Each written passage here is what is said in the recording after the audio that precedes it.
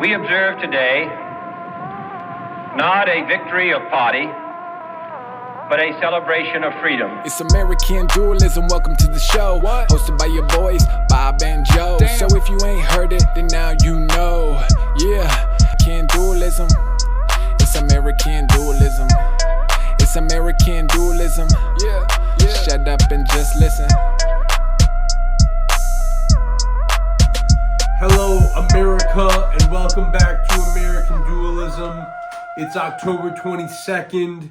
We're coming to you live from the armpit of Cook County, the greatest suburb of the world's greatest city, Chicago, Illinois, Lombard, Illinois. And we're back. I'll tag our actual town in this. Fighting back against apartheid and Zog every day. Zerg and Zog. You know, we tried to make this episode a week ago. I fucked it up. I have been hurting the quality of this show. And I'm sorry. Hello, everyone. So Joe was about to interrupt me. So I took the opportunity to interrupt him from the editing room. Funny. But, actually, this is just to announce that, I'm putting more effort into the pod and the show. But the show's going to be different. It's going to have clips that aren't in the pod. So that's the difference between YouTube and the pod. I'm not putting any of these clips into the pod. The pod's just going out after we record. This takes time. So, right now, I'm going to put in a clip that I thought was interesting of Trump. We're going to put in a clip from Breaking Points. This is the one that I thought was interesting of Trump calling out Miriam Adelson. The clip kind of speaks for himself, but I just thought it was hilarious that Trump would do such a stupid thing and call her out and actually tell us how it works. But very funny clip that I'm about to show. To a side comment to Donald Trump, and yet probably one of the most revealing comments of all time, is Trump praising mega donor Miriam Adelson while he was in Israel, and in particular making a comment about how he once asked her whether she loved Israel or America more, and she wouldn't answer, so he assumed Israel. Let's take a listen. Broken promises from many other American presidents, you know that. They kept promising. I never understood it until I got there. There was a lot of pressure put on these presidents. It was put on me too, but I didn't yield to the pressure. But every president for decades said, we're going to do it. The difference is I kept my promise and officially recognized the capital of Israel and moved the American embassy to Jerusalem. Isn't that right, Miriam? Look at Miriam. She's back there. Stand up, Miriam. Stand up.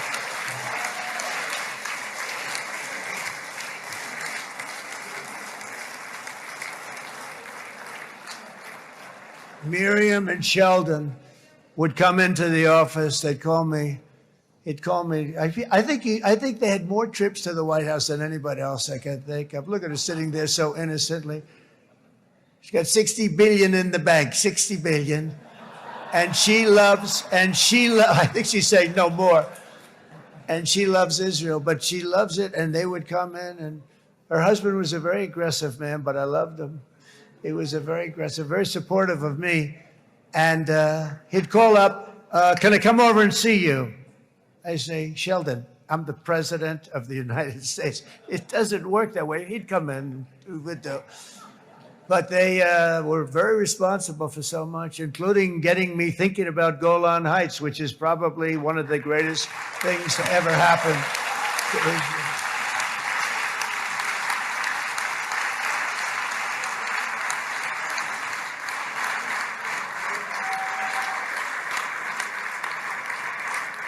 Miriam, stand up, please. She really is. I mean, she loves this country.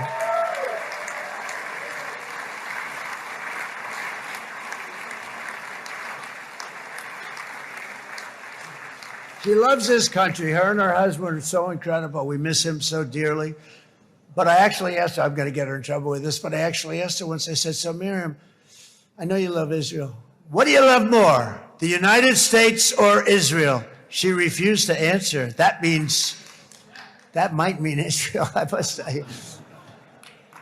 We love you. Thank you, darling, for being here. That's a great honor.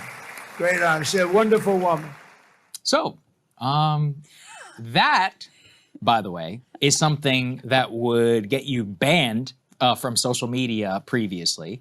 It's something that would be considered anti-Semitic, actually, under the government's definition. Let's go ahead and put B6, please, up on the screen from our friend Glenn Greenwald, as he says, is that under the new expanded IHRA hate speech rules, Trump force American universities to adopt, accusing Jewish citizens of being more loyal to Israel or to their alleged priorities of Jews worldwide than to the interests of their own nations is considered an act of anti-Semitism.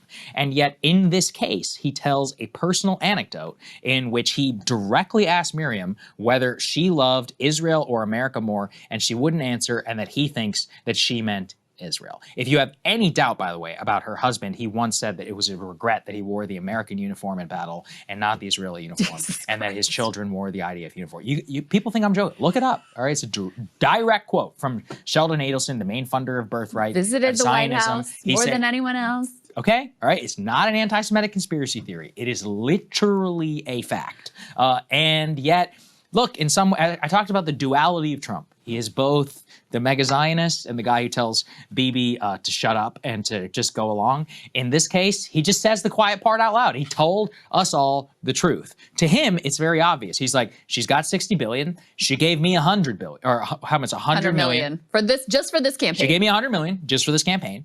Part of it was I let Israel annex the West Bank. I guess she didn't fully get everything that she paid for, but she got a lot of what she paid for. And he said, out of his own mouth, he said, Miriam, in his own estimation, loves Israel more than she loves America. Yeah. I mean, there's really, honestly, no analysis needed for this clip. It's very self-explanatory. He said, I need to apologize on camera, but thank you. No, I wanted to. But I wanted to say to the people, if you are in the gig economy, it's really tough out there. If I really needed to survive on my gig economy life as a door dasher, I'd be in the negative lifetime. And I'm almost Bob like produces 100 orders. more damage in the vehicles. No, the first time I was negative wasn't damage. Well, it was a speeding ticket. Now it's damage. Now it's damage. Now it's damage. It was a speeding ticket. I think I did Bob's hurt my bad beetle once too. at squeezing money out of this. I think I did hurt my beetle once too. But what I did this time was I went over a speed bump in the city. You don't need to tell people all this shit. Why can't I? I mean, you can. See, now he's being a bad host. No, I'm just trying to I'm tell not being people. a bad host by saying that on the pod. It's funny. But I should shoot the same. Every single time Joe interrupts me, he's being a bad host. I kind of hate it. I can't just tell my story about how I hit a speed bump without him interrupting me to say I shouldn't tell it. How does that help us, Joe? Please shut the fuck up, bro. Fuck you. That's what that'll be my goal. oh my If god! I get for a freaking this thing for a is freaking way what too are they called? big. It's a nuisance. What are they freaking? It's a called? public nuisance what they've done. Speed bump.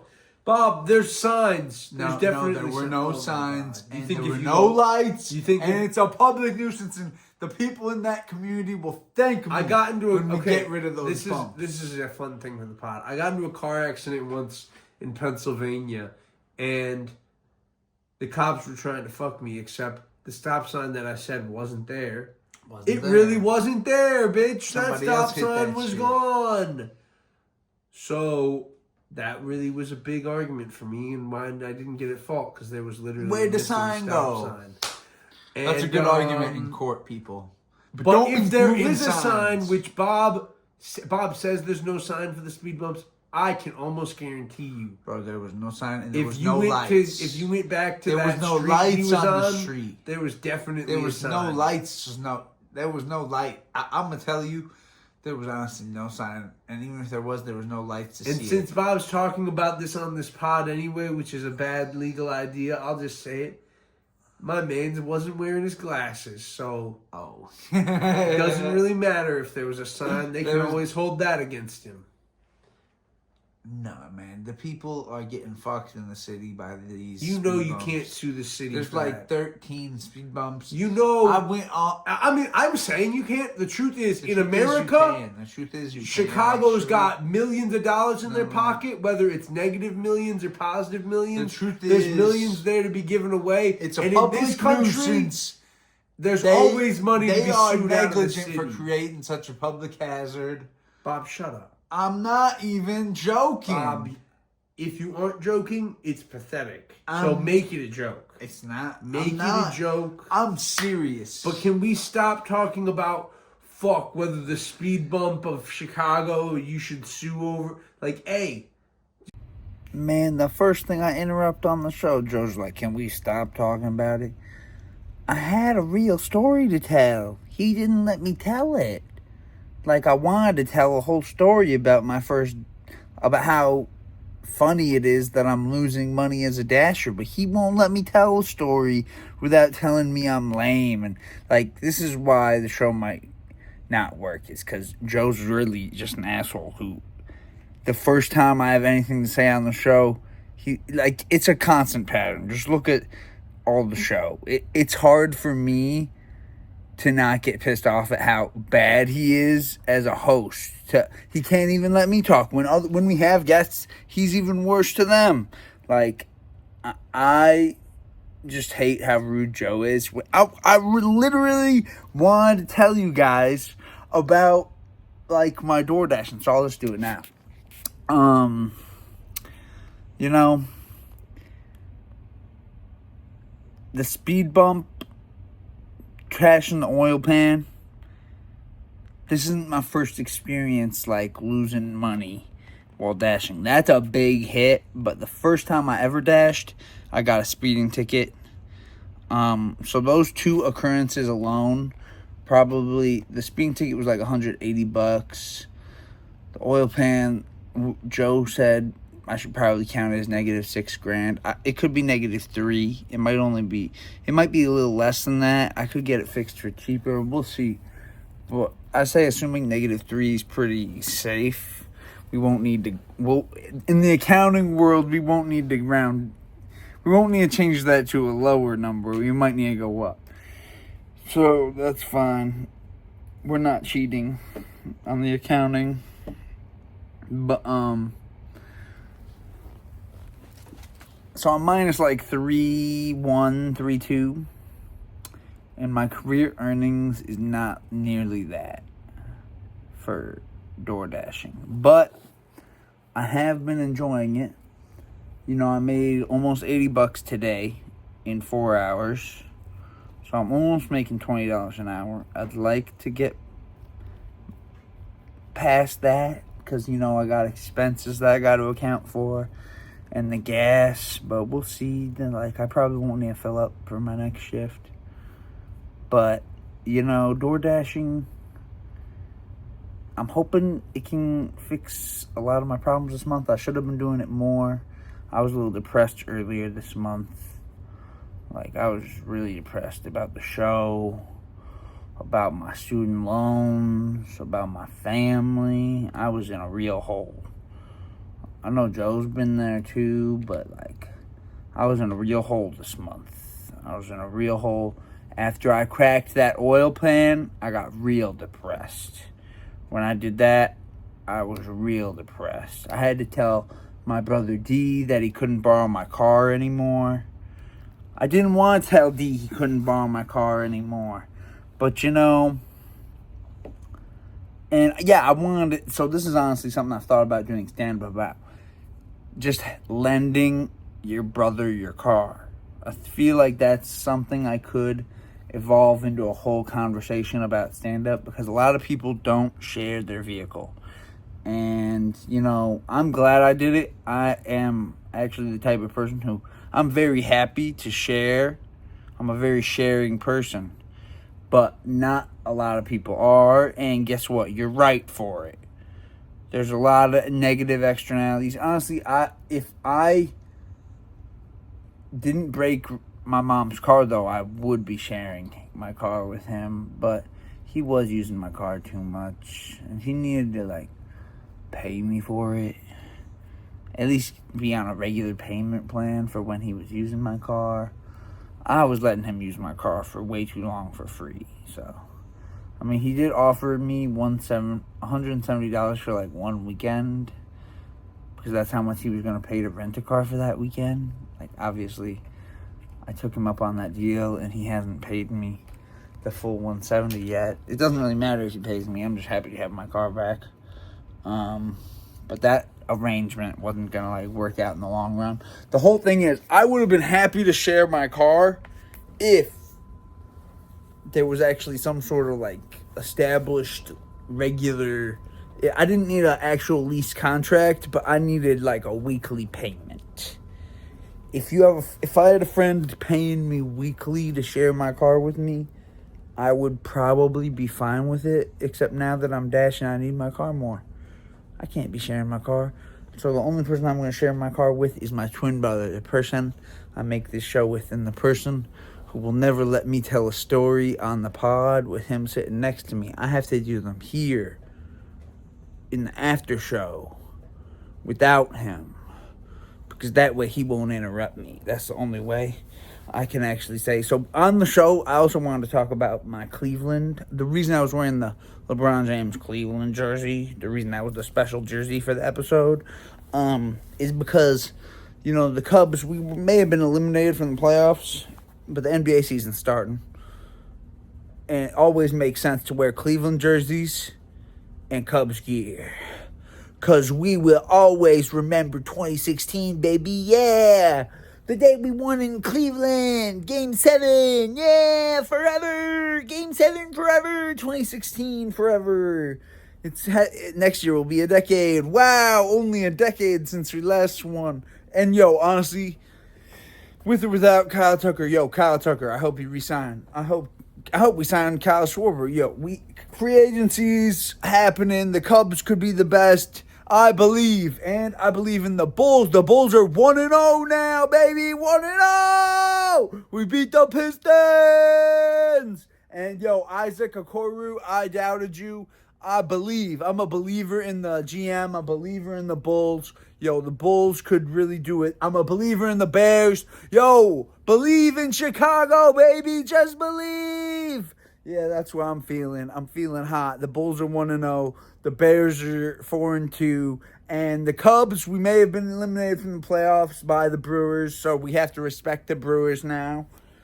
I respect the Brewers as much as I respect St. Louis now. They're equals in my book.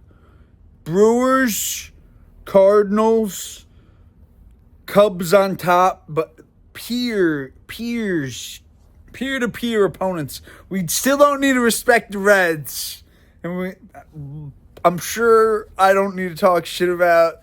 I don't need to give us any more bad juju, because the Reds are getting better and better every day, and I don't want to talk shit about. I don't like shit talking. I don't like the boos. I like positivity. I want to be a positive person on the internet, even if I'm developing into a negative old grouch who depresses the rest of his family as much as they depress him. But we can try to be light. We can try to be a light. Ooh. Hey, I'm on the pod. This is Ted. Joe doesn't want him on the pod. He thinks I should be ashamed of my teddy bear. But guess what? He happened to be sitting right next to me. What happened? Hello. I'm Ted. I'm the king of the world, so you have to respect me. That's my lore. My name is Ted Theodore Edward Bear. Ted E. Bear. Thank you. Hello. It's good to be recognized by the internet. Comment a bear emoji if you think I'm cute. Comment a devil emoji if you think I'm like Satan. Satan bear! Satan bear! Whoa! Satan bear! Bye. How terrible it was. It's like, yeah, October 7th was terrible. But are we really going to pretend that the conflict started in 2022? A lot of people do. Or 2023? A lot of people pretend. You know, October 2023. There's a lot of pretending going on. Because let's be honest, if we want to be coherent, this conflict started when Israel was created. And that's just a little factoid. The conflict was not going on when the Ottoman Empire had solid control over all of Egypt and the entire Levant. Some people would say when the Ottoman Empire existed was the last time that the Jews and Palestinians were at peace. Because they had an outside actor to resist together, which was the Ottomans and the Egyptians. I think this is a okay time to mention how that letter from Bin Laden went viral in America. Why are we talking about that? First of all, who cares? If you want to bring up the letter of Bin Laden, the only reason we should bring it up is because that's the reason I didn't listen to Al Jazeera for decades. I thought it was funny that I tried to talk to because Marco. This was something. Oh, I said it. We're just gonna say Marco for the rest of the pod. He was arguing with me about the Green Line today, and he was telling me how like the West Bank's not really part of Israel, and therefore it's not an apartheid. But like Al Jazeera, and that's why Bob bringing up the Bin Laden letter is relevant, because Al Jazeera did publish the Bin Laden letter, and that's why I didn't listen to Al Jazeera for like the first 20 years of my life. But the Al Jazeera English documentary about the Green Line, I'm Mr. Relevant, they like did LeBron James. They did a few episodes of interviews of people living in Israel. And the fact is, on the ground, no one gives a shit about the Green Line. The Green Line is a dotted line on fucking Google Maps that means nothing. And he will tell you, oh, the West Bank isn't part of Israel proper. But he'll also give you the fucking tactical reasons why they can never give the Golan Heights back. So he'll say out loud, where every piece of territory Israel currently controls, Marco will tell you they're not giving it back. But he'll also have a fucking semantics argument about whether the people living there are living under apartheid, or whether it even counts as Israel at all, or whether it's just temporarily occupied land. And he'll try to get you distracted in freaking technicalities and talk about distracted and freaking like technicalities and just semantical arguments, when the fact is Israel an expansionist, genocidal apartheid? Yes, yes, and yes. Are they taking new territory from their neighbors on a constant, regular basis? Yes. Do they ever give back the territory they've seized by force? Which, you know, countries like Germany were forced to do after World War II, because the idea was we're forming the UN and countries don't take territory from each other by force. Yes, they're occupying the Golan Heights. They're still occupying parts of the Sinai Peninsula. And if you believe in the 1948 agreement between Israel and the UN about which parts were going to go to who, they're illegally occupying the entire Palestinian state that was granted to them in the 1948 UN agreement that created Israel. Israel was created by a declaration from the UN, and under that declaration, half of Israel's current territory was supposed to be a Palestinian state. But you can't even get to that! You'll never get to that part of the conversation with the Zionists. Because they won't let you say that. They will bury you in semantic bullshit about 1967 and about Golan and about fucking now it'll be about October 7th, and you'll never get past October 7th, and any attempt to discuss things older than October 7th will be declared to be like ignoring the events of October 7th. But the fact is, You will never, if you try to talk to a Zionist and try to talk to them about a Palestinian state, you will never, ever, ever get to the point where you're talking about the UN 1948 agreement, because they don't even want to give back the land they took in 1967. And before 1967, they already controlled the entire 1948 territory. And since 2023, their position in Syria only grows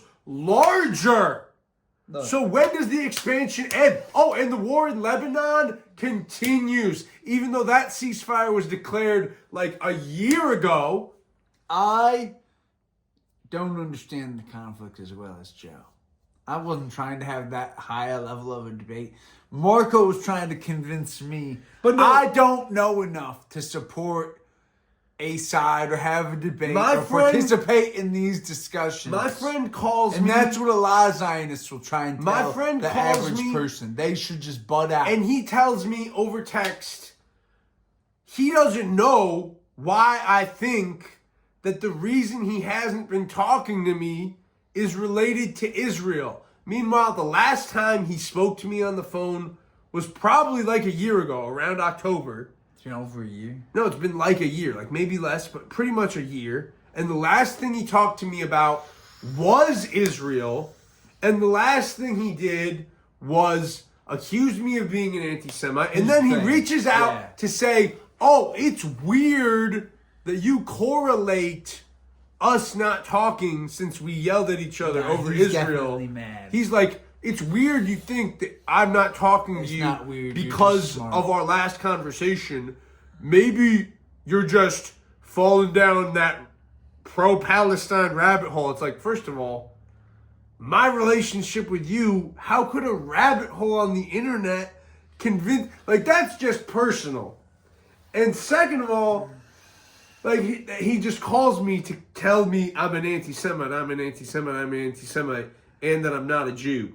Meanwhile, I know we are the exact same amount of Jewish. He says his mom's a practicing Jew now.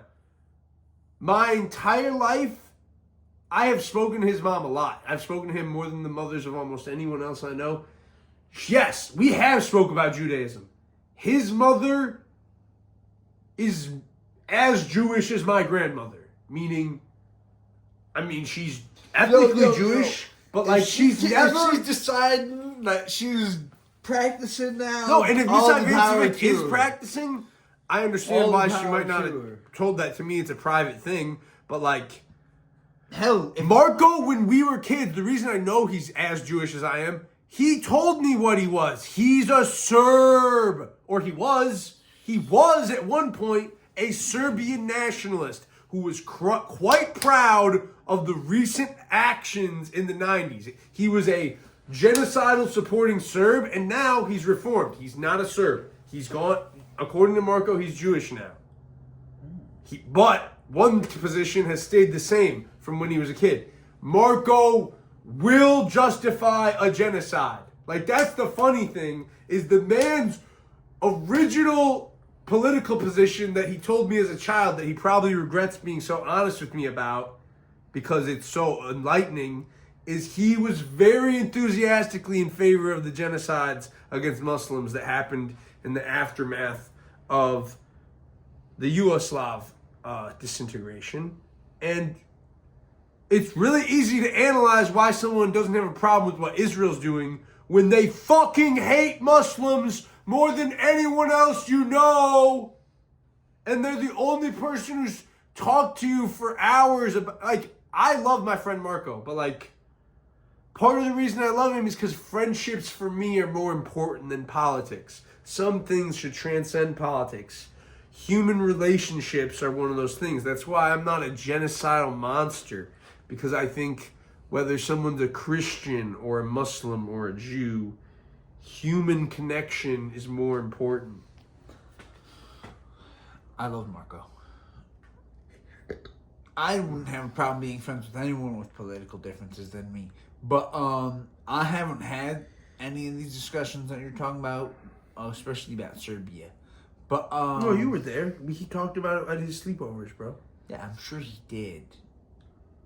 I just don't remember them as well as you do. Like, well, I used to talk to Marco about history and politics while I was at his sleepovers at his house, and I wish I remember my middle school years better. But I do. I used to have. We've done lots of stuff with Marco. I'll say this: Marco's identity as a Serb and him knowing that Serbs are treated as historical villains makes it easier for him to support Israel. And that does say something about how us in the liberal West ostracize certain groups, and certain forms of racism are okay in the eyes of the West as long as they coincide with certain political events. Like, certain people think it's okay to be anti-Russian or anti-Chinese because of the Uyghurs or because of Ukraine. But the truth is, people are people, guys. Not all Jews support Israel. Not all Chinese people support fucking the CCP. And not all Americans are good Americans. Like, some fucking Chinese Americans are the most patriotic people, you know, and their work in, like, the military-industrial complex is crucial.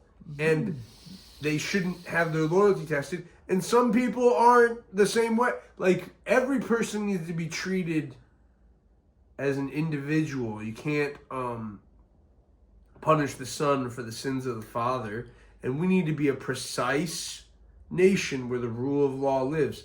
And one of the things I've disagreed with most about Marco is he believes, no, instead of treating people like individuals, America needs to stop taking so many Muslim refugees or not let in so many Muslim citizens, because he thinks, well, because that's a threat to his support for Israel, is just having more Muslim citizens. That's a threat to him. Because if we have more Muslim citizens, more Americans might see Muslims as people instead of cannon fodder from Call of Duty games. Which is why Marco's like, you guys are so anti-Semitic. I'm like, yeah, we're guilty of the greatest sin of all, according to Israel supporting people.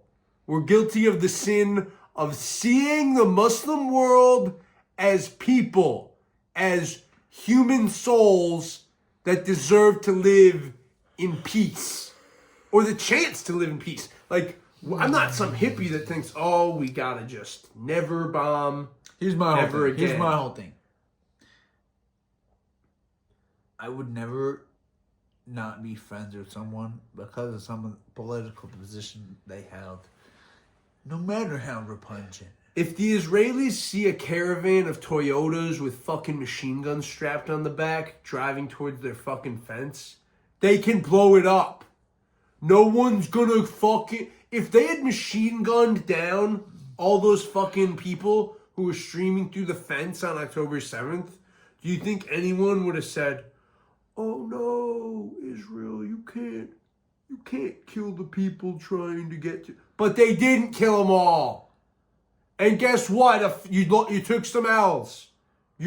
Israel was supposed to be invincible, and they bled. And now they have to get mega revenge because the impenetrable fence got broken down, and they had to make a point. Well, that's called genocide. When you make an oopsie, and then in order to fucking make up for the oopsie, you do 2 years of collective punishment. It's called genocide. And this is my thing. When Marco came at me, I don't even say Hector's pro. I'm not the big advocate here. Joe's the big mouthpiece. I don't even get to talk on a spot. Marco, why are you coming at me so hard? And he says, I'm Alex Jones or Candace Owens like. Yeah, well, first of all, he says we both both of sound them, like Alex Jones. Both of them have met That's my a hero. Huge compliment, They've Marco. met thank you. both Candace It and actually Alex. isn't. I don't want to be compared to those. Oh well, hold on. But Both it is a Candace- huge compliment as an entertainer. Yeah, as an entertainer, to be as a person with a show, As someone who wants to have an audience, it's a huge. to be compared to real heavy hitters like Candace fucking Owens. I would love to have a the career. right wing black lady. or The Alex woman who Jones. betrayed the NAACP and won. The Alex Jones, the Texas man whose father and grandfather might actually have known the Nazis who got us to the moon. Alex Jones, the man, some people say he predicted 9/11. That, I don't know the actual facts behind it, but Alex Jones may or may not have, in the lead up to 9/11, said something like, my contacts in the intelligence community are telling me something's You know what he first got popular for, right? Like, he was supposedly a leftist because he was like anti-Bush. Bro, in the aftermath, in the aftermath of 9/11, he said we need to watch out because this attack, regardless of who committed it, was a plot by Israel to get us involved in the Middle East. Now, nowadays, Alex Jones is just a suck-up to Donald Trump, and he's just a regime hack, and he's a shadow of his past self. But to be told in this early in my career that I've got the delivery of Alex Jones, I'm like, fuck, yes. We're going straight to the top, baby! They're gonna be so fucking afraid of us! The Second Amendment, the First Amendment, they make people afraid of us. They're afraid of us because we're free! Exactly. This is why I support this man. He gets it. He's the heart and soul of this program. And keep on rocking in the free world. Sometimes I'm way too negative. I don't appreciate how negative I've been. If people on some of our YouTube episodes. say, oh, you're passionate about something, you keep bringing up all these facts and all this information you've remembered all these years, you sound like Alex Jones. It's like, guys, the big article that everyone dunks on Alex saying, oh, they're putting chemicals in the water that are making the freaking frogs gay. They are putting chemicals in the water that are calling transgenderism and gender fuck-ups in the frogs that are making it impossible for them to breed. And, oh, that's not the same as making them gay? Well, he said it in 8 words. They're putting chemicals in the water that are turning the freaking frogs gay. This man, tomorrow's news today may be the slogan of InfoWars, but he has brought you tomorrow's news sometimes. Like, when you're promising tomorrow's news today, you're going to miss a few times. He has brought tomorrow's news today before. I would love to be the liberal Alex Jones. If we could be the liberal Alex Jones and Candace Owens, that just means we stayed liberal and we have a big audience. Because what makes Alex Jones and Candace Owens stupid? They support the Republican Party, a failed party. Lincoln, my favorite president, the founding father of the United States of America. This freaking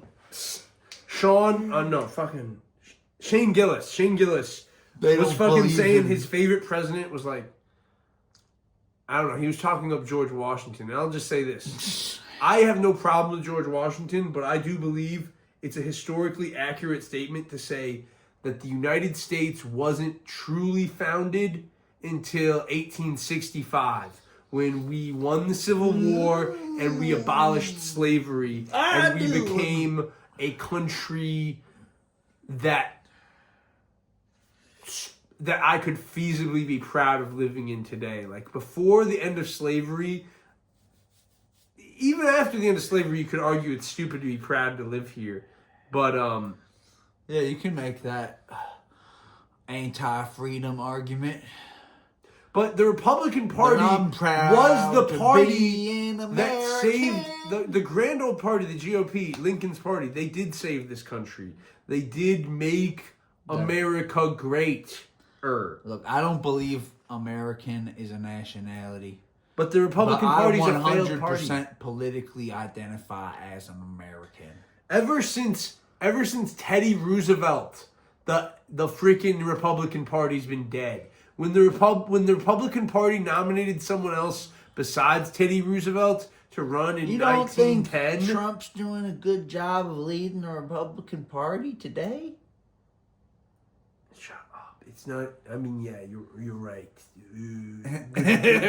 Good devil's advocate there, but it's like this is the party of Lincoln, and they have goons going into apartment buildings, rounding up law-abiding citizens and law-abiding non-citizens. No. And This is what I'm saying. families. This is what I'm saying.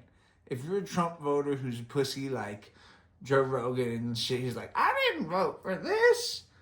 There's a lot of There's a way to no. If you're a pussy Trump voter who says There's I didn't 10 vote for others this, who are don't make fun of them. Don't make fun of them. This is my honest advice. If you are a Trump voter who says things like I didn't vote for this in regards to the unending cruelty coming out of this administration, I have an easy fix for you. This is a way to help you avoid these feelings of regret and bitterness. The next election, no matter how gay and faggy you feel like it is, vote for the Democrat.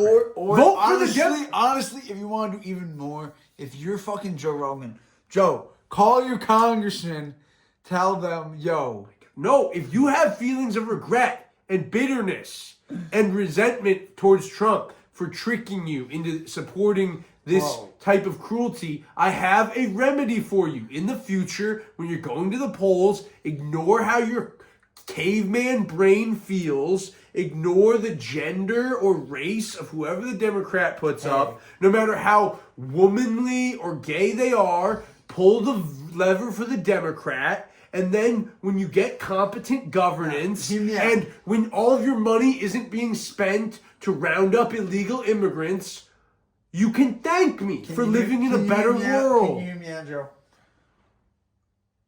John F. Kennedy. Are we sure it wasn't us? What are you talking about? I'm saying... Why are you bringing up JFK? You just know how to be jumping around. No, I'm saying why can't the CIA kill Trump? Because it was Israel who killed JFK. Damn it. I don't even know. Bro, we know who killed JFK. It was an American with a gun. All this conspiracy crap. I do want to change I just like making Donald Trump is conspiracies doing about more JFK. to hurt Ukraine than he's doing to hurt Palestine. Bro, you just keep jumping around, but I want to talk about what is going on with Ukraine. Bro, Preston Stewart said we have no it's Ukraine a joke. policy. It's a joke. Apparently the guy, fucking our head negotiator with Russia, what's his last name? Oh, while you're jumping around like a schizo, I'm just going to say... He's the same guy who... I am embarrassed that I didn't make it into Chicago last Saturday. The No Kings protest was massively successful, and it's the type of event I should have gone to. Like I always say, the next one I hear about, I'm going to go to. I did hear about that one ahead of time on the Majority Report, actually, but it was a Saturday. I was just kind of depressed. I was definitely dashing that day. I made money. I probably played some Marvel Rivals that day and raised my rank a bit, which I am happy I'm dashing about. tomorrow. But I'm trying to not be in the negative. But I'm trying to get to Grandmaster this season on Marvel Rivals, so I'm actually a MLG gamer. I'm almost there. I'm in Diamond 1 league away. I just need to play like 10 or 12 more Trying games. to make enough money to pay all my bills and maybe buy some more mics for this show. But then maybe pay for part of my mics for the show. Pay for the bar course I got to retake. Hey, we gotta go. Barbary Themis, somebody sponsor the show. Give me a free course. If we go to a protest, we're not gonna film for the show because that feels too.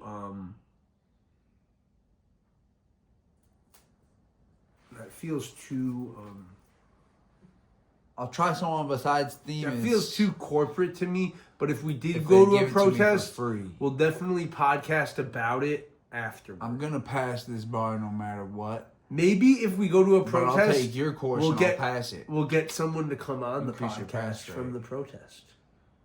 Yeah, that's a good idea. When's the next protest? Where are we gonna? There's always people outside. But we're gonna bring them new mics. If we went to right? the ICE facility in Broadview or Bridgeview, there's protests there every day. How much money do you think I'm gonna make tomorrow? Door dashing?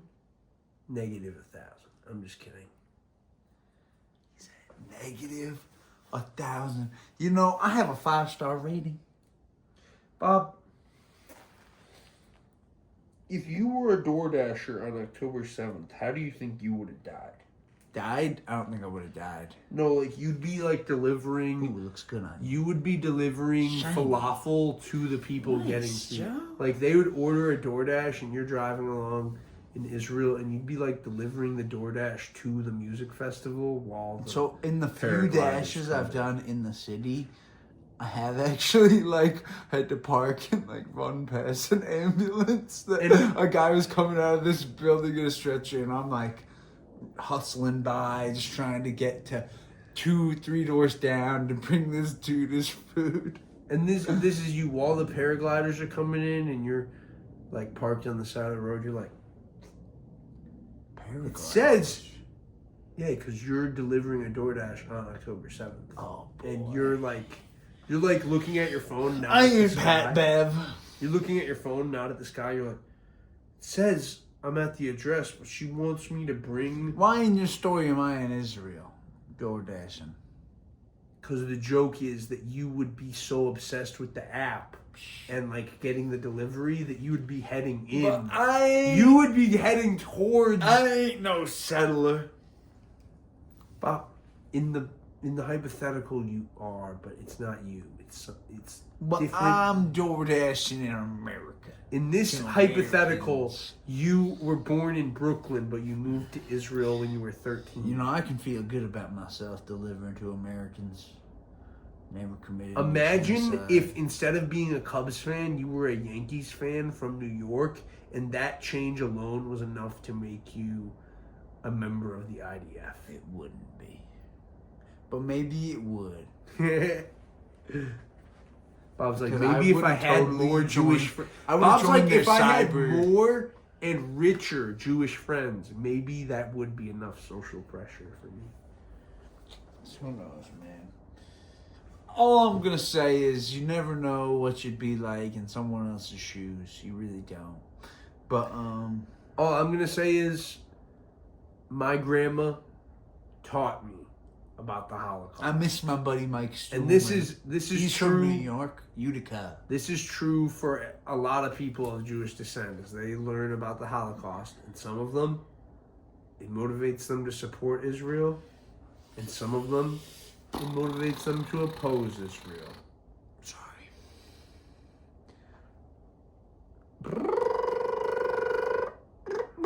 Did you hear that? That's the NBA calling. And you know what? It started. And you know what the score was? Does the Do you want to NBA know the pay score? you? I got the scores. Do you want to know the scores? It was 126 to 125. And the other Rigged. score was The 130. NBA is scripted. 136 or 126 to 120. Marco's not going to like this. Who scripts it? Obviously, Israel scripts it. The other one was a 10-point difference. The Warriors won by 10. Like 135 to 125. Good for them. I like the Warriors. I You hope- don't- and this is what I actually wanted to bring up. How have we gotten like 30 minutes into this episode without mentioning that the Bears are 4-2 on this show? said What's they wrong won. with you? Don't touch me. Oh, I'm sorry. Like, you make me want to hit you back. Well, I'm sorry. Because you think you can just touch me like that. And it's aggravating. Well, I was just trying to be. And I did bring up the Bears already, but whatever. I didn't realize you brought up the Bears. Don't touch me. I'm sorry.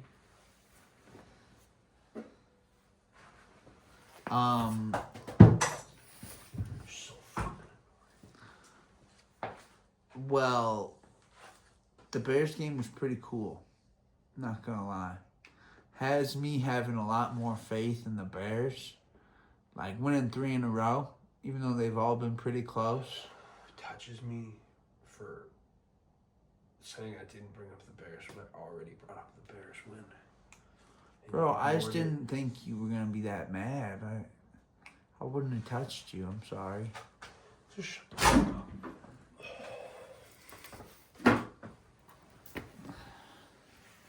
Did you pick up my phone or something? No, it's I all didn't over there. touch your phone. But what do you think of Jake Moody? I don't even know who that is. Jake Moody's our great kicker, man. He is our backup kicker. The 49ers never should have let him go just because he was a third-round draft pick. You know, they blessed us with probably the best kicker we've had since Robbie Gould. You know, the world is back in balance. You know, we let Robbie Gould go to the 49ers too early. He did a lot of great work for them. And they give us Jake Moody before his first rookie year contract's even up. That's excellent, baby. And yeah, our other kicker, Cario, I don't even care if he's hurt or not. I'm here to say I support fuck, what's his name? I just said his name before. Who are you talking about? I don't know what you're talking about. Our kicker. Oh, Moody. Yes, Jake Moody, thank you. He's won us a few games now, so. Yeah, he's won the last think 2 he's great. games. That's why I think he's wanna great, give and I him a know shout enough. out. I know enough about how he's won us games to know that if he somehow, God willing, this doesn't happen, but if he somehow had some sort of double doink situation happen, I would forgive him. But that's never going to happen to him. He's Because this guy's not going to pray to God and ask him to make the fucking kick for him. He's going to man up and do it himself. But, Unlike Cody. do you remember anything about the game? I didn't watch much of the game. I watched the defense get the last stop. I didn't see any of our scores. Well, I know we had 2 rushing touchdowns. I know Caleb threw an interception in the first half. But we were always ahead. So great job, Bears. The game that we won, I forget against who, but by blocking a kick, Blocking a field goal. that's the sweetest victory of them all. The one you don't deserve. Mm-hmm. That's true. The sweetest That's the nectar sweetest one. comes from your neighbor's wife. But yeah, honestly, the Bears going to the Super Bowl. You heard it here first. I believe. Renaud called me recently, so there's still a chance, boys. But what else? Never give up. Do you Never give up. any preseason knowledge about the Chicago Bulls you want to drop on this pod? Here's what I'll go second. Okay, we're not gonna win it all this year. That's good analysis. I agree. Do you know any of what- our players' names? We don't have Draymond anymore. No, not Draymond. He's Draymond. We don't have Green was never a Bull. not Draymond. We don't have DeRozan anymore. Good. Zach So- LaVine and Zach DeMar LaVine's DeRozan are gone. both on the Kings. How'd they get both of our what? They're both on We the Kings. gave them both of our the Kings. players. The Kings might be good. They have Russell Westbrook. Russell Westbrook's on the Kings. My bad. We gave Russell Westbrook's the on the best Kings, 2 players on our team to the They Sacramento have like Kings. a 6-man lineup of shooting guards, but I think they could be good. They have DeMontis. Who's Sabonis. on our team? I fuck all Okay, this shit. and we lost Lonzo Ball. That's who you were trying to think. We traded. No, I was, but okay, we lost traded Lonzo to the Cleveland Cavaliers for Isaac Okoro. We lost our 3rd string ball. Lonzo was not 3rd string. What you talking about? I mean, doesn't he have 2 brothers? He's better than One of them. at least one. Okay, so he might be the best one. Yeah, Okay, so He was fine. just We hurt. had the best. Well, He was okay. the How much? oldest. Wait. How much of a time with us? He was hurt like half the time he was with us, right? Yeah, but when So third. the only string time ball, we were good was when he third was on the string court, Lemur. along with Zach. When Zach, DeMar, and Lonzo were all playing together, the Bulls were good. What's their And dad's our name? GM was smart. What's the LeVar. dad's? He lost part of his leg. You see LeVar that? did? Yeah, you see that? When? You ain't seen him? Like recently, he lost part He of his can't leg? be. No, there ain't no Because debate of on who can- win on because one of on one. cancer or something. Why? Probably, yeah. I just know he lost. Oh, he had to have a biopsy. Maybe it was like a heart attack or something. Yeah, but yeah, he lost like part of his leg. So there ain't no debate on who would win in 1-on-1. Michael Jordan. That toast. sucks. Well, I'm glad he lived from whatever he needed a Yeah, biopsy it's terrible. from. But yeah, sorry for your leg, LeVar. That would suck. It might have been like diabetes. Who knows? But But I mean, I'm just not an expert in why people lose bits of their leg. But Makes me want to go exercise though. yeah, seriously, it's a good idea too. Stay on your feet. If you're watching this, keep a moving, keep a grooving. But What else did? no, but Marco I say to actually me that here's I what I won't say: be able to Nikola put- Vucevic would need to have his best year ever in the NBA But for the Bulls to be anything worth my watching. friend Marco, he starts trying to attack Muslims for not worshiping Christ, which this is just friendly advice out there. If you're a Christian, you can attack any other religion for insufficiently believing in Christ. If you are a Jew, you cannot attack Muslims for insufficiently believing in But you know what Christ all attacks- because Jesus is a prophet. Here's what of co-equal importance to Muhammad, according to Here's what I'll Islamic attack theology. you and Well, and he's not everyone out there equal, for not believing in LeBron James, Michael Jordan, and any other chosen one. I know enough, but I'm just saying, Marco I'm yelling about the NCAA. Marco was trying to tell me, like, they don't respect your Jesus, those Muslims. And it's like, actually, See, you don't respect LeBron. if you know enough about, is LeBron Muslim? What's he got to do with this? He's the chosen one. He's not Muslim. He's on par with Jesus. Bob, he's Christian. Bob, stop committing blasphemy. You believe in God. You know you're committing a deadly sin. And Larry Bird said Comparing- Michael Jordan was God Larry Bird didn't say with a that. basketball. Larry Bird didn't say that. I know. What are you even You saying? ain't seen the quote? Didn't Larry Bird say... Isn't Larry Bird famous for, like, saying the N-word? Isn't that what he's famous for? You Shit ain't seen talking. the. You ain't seen the. When people Like, say... No, I'm asking you you a ain't question. seen the Let me Larry answer my... Bird quote No, I have an NBA-related question. Where he Skip calls to- hey, Michael Jordan. I don't care. God I don't with a care. basketball? I have an NBA-related question that you're going to answer. Come on, man. When people say Larry Bird was a legendary shit talker, I'm do not they gonna mean... slander Larry Do they Bird. mean that he said the N-word on the court? He definitely threw it around. Yeah. Okay. He whipped That's that my shit. question. And guess what? So People I don't would care take what it. you're talking about, Michael. And stop comparing, like, I'm saying this as a Christian. Like, this is the thing. As a Christian, I don't mock my faith. Because here's the thing I've realized. I may not go to church enough.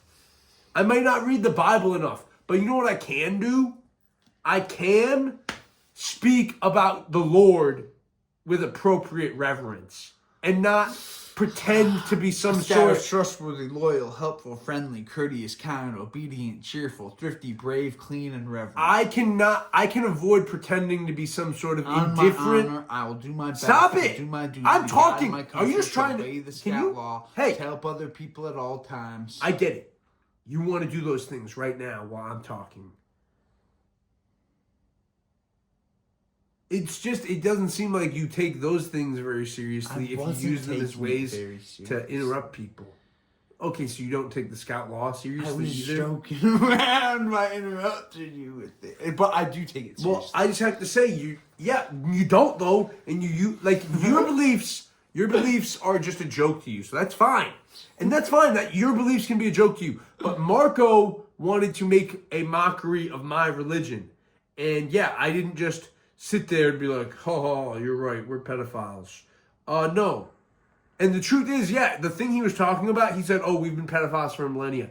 If true, if that's true, we really did get it from the Jews. Bro. That's a fact. If pedophilia is part of Christianity, it is because we inherited it as part of Judeo-Christian tradition from the Jews. Because rabbis go to Israel to avoid prosecution for pedophilia. That's a fact. Look it up. There's a CBS documentary about it from 2009. And guess what? Maybe that's why they bought CBS last month. Look. You'll never see another expose on upstate New York Jews fleeing to Israel for pedophilia after Barry White's in charge. You with the scout law is because I do believe if you slow it down, if you actually do isolate each of those principles identified in the scout law.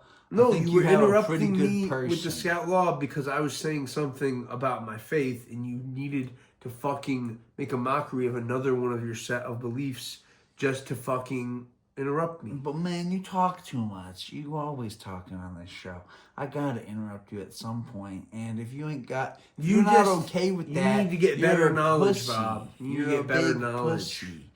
Okay, if you're not okay with that, I'm gonna call you a pussy. A scout is trustworthy, loyal, helpful, friendly, courteous, kind, obedient, cheerful, thrifty, brave, you clean, were never a good scout. reverent. You punched your superior scoutmasters in the Brave. face. Right there. Disobedient.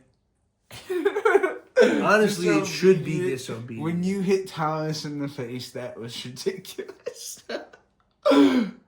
That was one Bob of the... just reminding the audience that I'm a real certified badass. Yeah, he's Joe's a real. He's a real. He ain't no Barker. Joe's not no capper. I'll tell you that. Joe ain't no capper. I'll tell you that. And I think Thomas was trying to bully you, so he was probably deserving it. My grandma's father.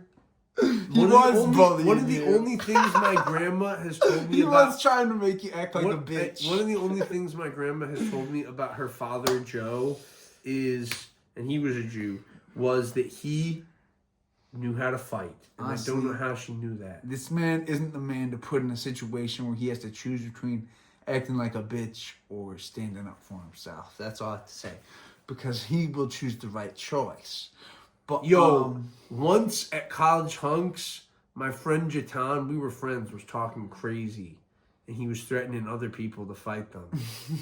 And I said, Jatan, if you're going to fight anybody, let's fucking go. I will whoop your ass right here. I don't need this job.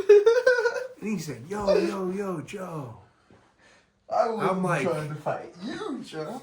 I'm like, bro, if there's going to be a fight, I'm going to be involved. You can't just fucking talk about fighting in front of me.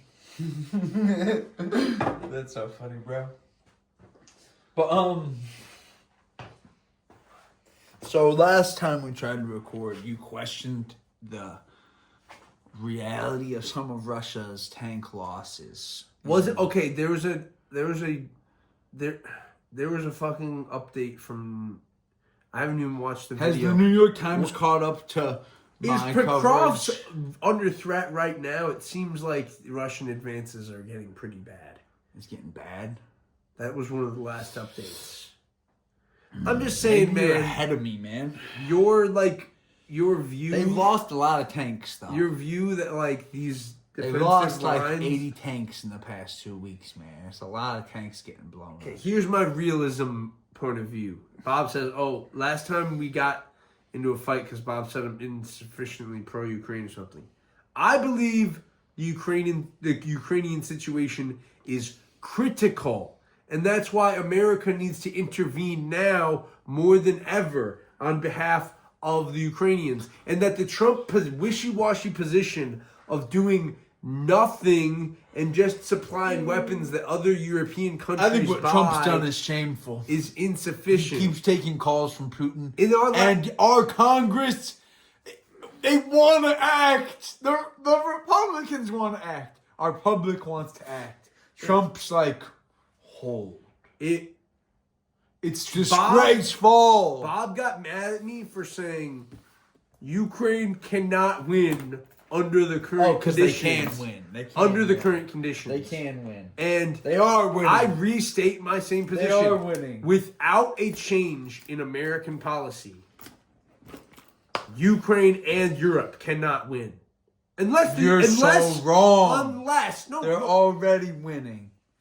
First of all, Ukraine and Europe could win yesterday if Europe First of all, harder. if the Europeans intervene, look at the camera. Okay, if the Europeans intervene without American support or approval, NATO is over. Do you understand that? I'm asking you. Do you Bro, understand? we need the help. No, I'm asking if you understand why that's the case. I Do you understand why NATO is over if Europe goes in without us? Because if they go into a conflict, NATO forces. Yes. But if they send forth, no, you have to understand why. Even if they send forces, not in the name of NATO, NATO's over if they. Okay, so why? The Poles send forces, not as NATO forces, as Polish forces. But the Russians retaliate against Poland with missile strikes against their territory. Now, what happens? No, if we go in and help them, NATO. Then NATO survives. But if Trump refuses to help them, which is what would happen, because Trump is a fucking piece of shit, he wouldn't help them. You understand? No, that's true. I'm saying if they send forces without our approval, like if they decide to go and send forces to Ukraine without our assent or approval, that... Do you understand the basic math here? The math is forces go in. Russia retaliates. The retaliation tests Article 5. But that's why Great Britain needs to do it. If we already warned the European powers that sending their troops into Ukraine voids Article 5, and then they do it anyway, whether or not the alliance officially dissolves, we neutralized the alliance. Bro, so do you get it? This is what we gotta do. Do you get that we have to go? Because if we don't go, no one goes. We must help Ukraine. It's life and death. And believing that Ukraine can just fucking grit it out on vibes and a few small drones. I thought you believed in having a strong country. Can't you just help Ukraine because you believe America big and strong? He doesn't even have to send American troops. If he told countries that they could go in without voting Article 5. Look, I didn't vote for Donald Trump, but I'm not one of these people who's committed to hating him. Shut up. I've been committed to hating him. I'm not. I've been committed to hating Donald Trump since I first saw that fat piece of shit on his piece of shit television show, Celebrity Apprentice. Look. This man here, he's never going to stop tooting his horn on Gaza. If you help the Ukrainian people, I'll look the other way.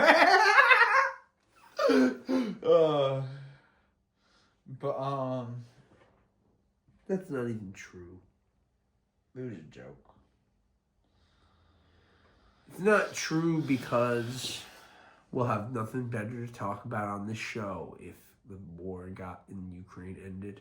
Yeah, if you did your job. If he did his job and ended the war in Ukraine, still hold you accountable. Bob would have no choice but to talk twice as much about Israel. I mean, no, you could learn about... This is the funny thing. You're right. This is the funniest thing about my friend Marco and Zionists in general. They will say to you, oh, you only care about Israel. You've never mentioned Sudan. Literally, earlier in the conversation, I did mention Sudan. He will talk because about Sudan. I am obsessed with Sudan and South Sudan not an and the idiot war. like me. But they'll be like, oh, you're not even invested in the plight of the Christians in Sudan. It's like, Who cares? Albert Einstein refused the presidency in Israel because he could see it's an apartheid. All the way back then, it's been an apartheid. They were allies with South Africa. Why was Israel close allies with South Africa? Because they saw each other and they're like, hey, yo, twins. Racial apartheids. Bro. What do you think about the Los Angeles Dodgers?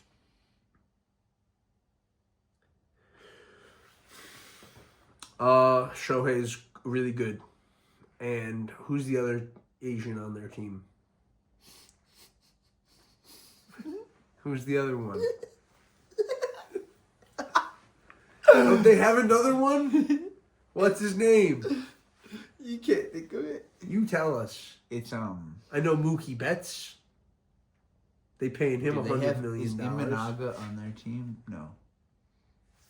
No, I gotta look up the Dodgers. Is Imanaga the other one?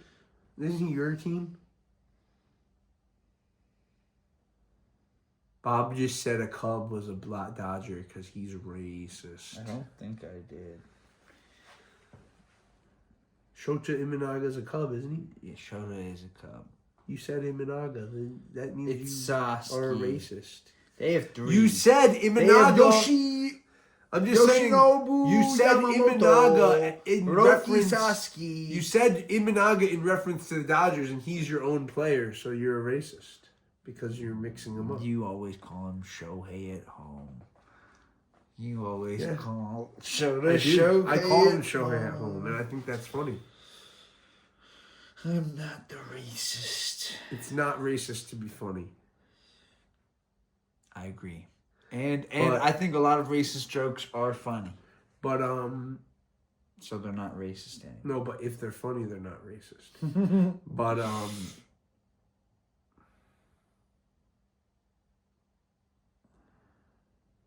yeah, the Sudan war continues. I've heard a long time ago, I heard that the government, the Sudanese army, had recaptured Khartoum, the capital. But then I heard that there's worsening fighting in the capital more recently.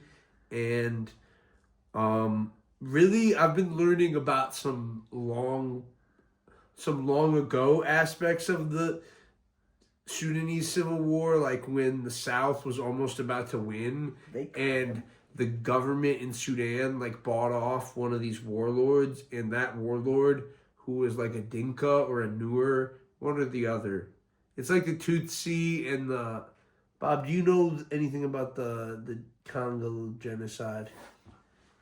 You know what was the Hutu and the Tutsi? It's like the Hutu and the Tutsi. I wrote a paper in on South this. Sudan. I had to study this in college. In South Sudan, it's not the Hutu. The Rwandan genocide? In South Sudan, it's not the Hutu and the Tutsi. It's the Dinka and the Nuer. But I can't remember which ones are the bad guys. There's also the Congan genocide. But in their situation, the Sudanese government bribed one of these... I think he was Dinka. It doesn't matter which tribe. He bribed the dude from one of the tribes to fucking split off and declare his own independence movement that's going to be democratic. And he just marched straight through the heart of South Sudanese territory and killed a bunch of the other tribe in a genocide. And that action caused a bunch of infighting along in the South Sudanese side, and it caused a lot of deaths.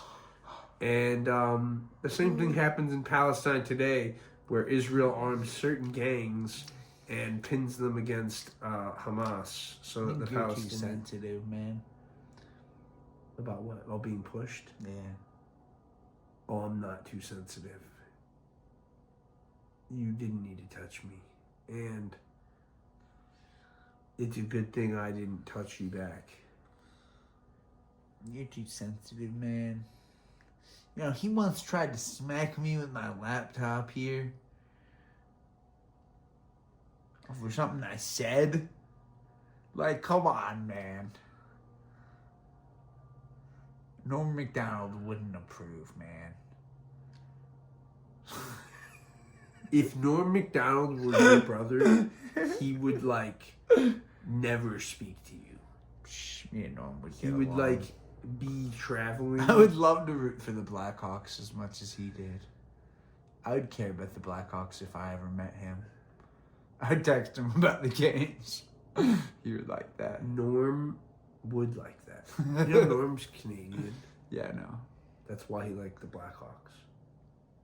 I don't know why he liked the No, Blackhawks. it's because he's hockey. It's because hockey, not because the Blackhawks. It's because it's because it's because the Blackhawks have a good story. Like our team has a good story. No, like the Blackhawks are like one of those teams. Like the Cubs, you know why people root for the Cubs. It's like, bro, I can't actually explain to you.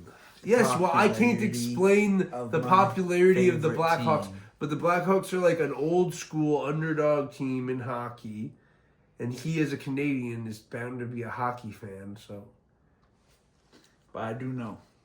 Like- Lots of people around the like world the care about this hat. the Canadians care So do about I. hockey the same way we care about basketball. So they even root for the teams in hockey that aren't the Canadian teams.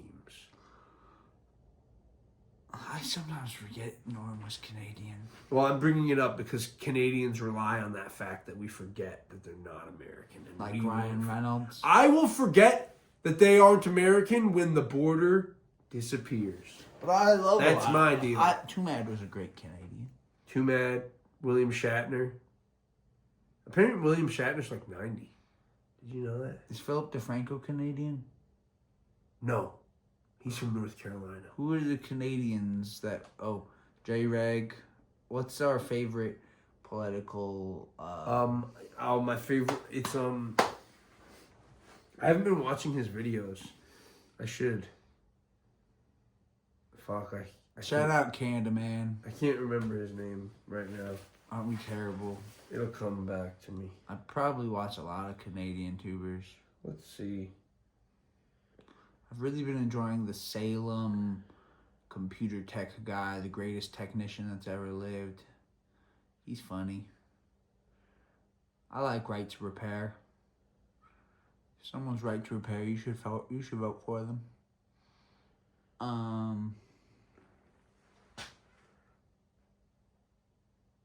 Joe, do you think we're losing our Jewish credibility because we're not sufficiently pro-Israel? I lost my Jewish credibility when I accepted Christ as my Lord and I thought Savior. you lost Jewish credibility. No, this is a fact. No, when you this, first you need to saw understand this, Bob. You need to Renat's understand ass. this. Well, yeah, he didn't even attack me for being indoctrinated by a You always woman. interrupt me before I can say But my the jokes. The truth is, It's so I sad. was already losing my support for Israel So before I sad. met Renard. I'm just joking over here. I'm sorry. I love you, Renard. I hope you're listening. I never get to say my jokes on this show. I am a prisoner. Because you're not funny. I'm a prisoner on this show. I'm Um, a political prisoner, just like those people from October 7th. if Bob was a prisoner on this show like that, we would torture him more. We would have him strung up and we'd beat him like a piñata. Bro, did you see the bro? There was a video from the flotilla. You know about the flotilla? Do you know the Freedom Flotilla, Bob? Do you know about this? The Freedom Flotilla. Greta Thunberg. Yes, they have you heard the story of what they did to her? Bro, by isn't the it way? crazy how Marco wants to pretend what they're doing to them isn't like happening? Did you talk to him about what they did to those flotilla people? I tried to mention it, but like, Bruh, I would never try to mention. Here's the thing. I like to discuss things that are happening. But as a person of reason, when you're talking to a Zionist, you have to know that you can't discuss everything that's happening because they're just not going to believe the gritty details. So I like to talk about big events, like when an entire mountain gets taken from Syria into Israel.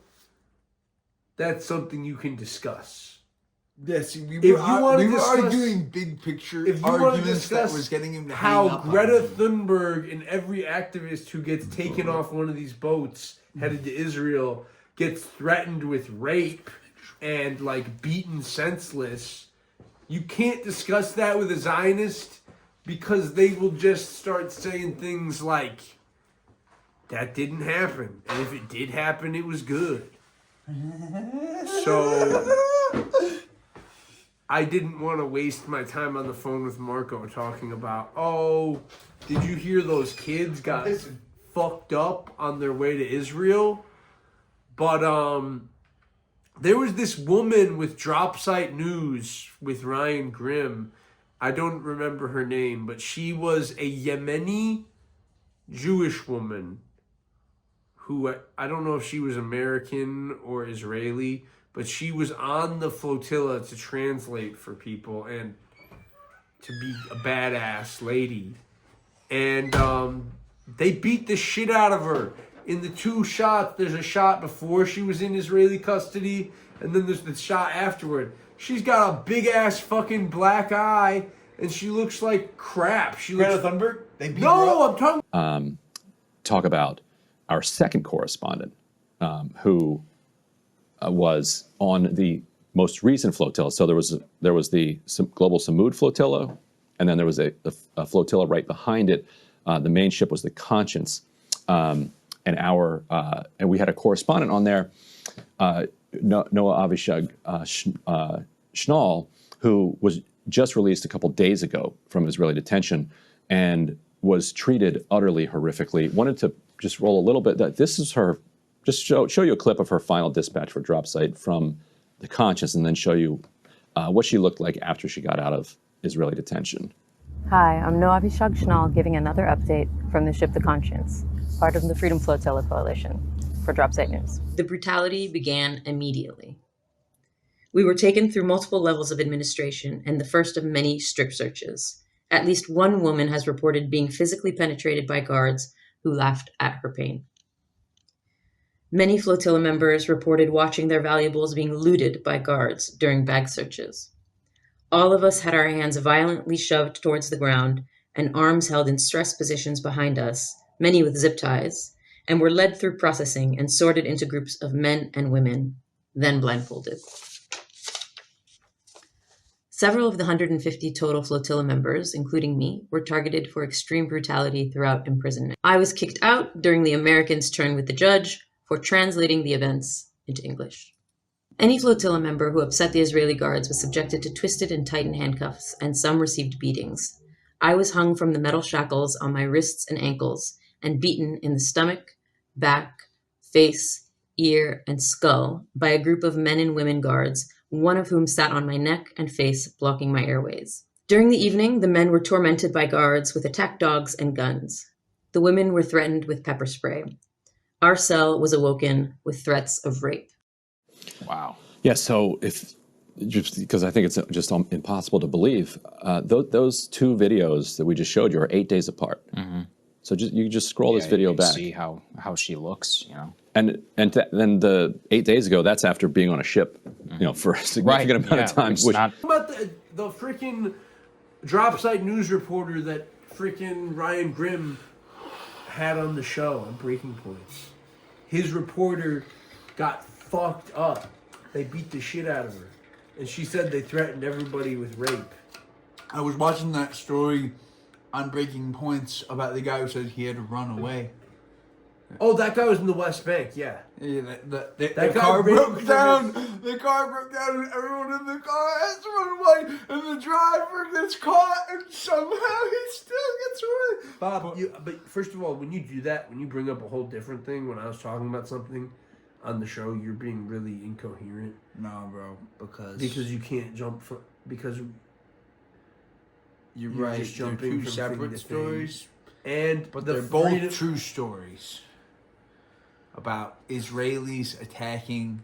I know. I'm just asking you to engage with me rather than jumping around, so that they can follow. Sorry, but it doesn't matter. That video was crazy. Of the guy running down the road, And apparently that village where that happened, Can you all clip the people that who and send lived it to there- me and we'll put it in? Yes, maybe. All the people who live in that village where that video is from are American citizens. They are Palestinians who are dual American citizens and have blue passports. And that town used to be like left alone and not bothered by the IDF.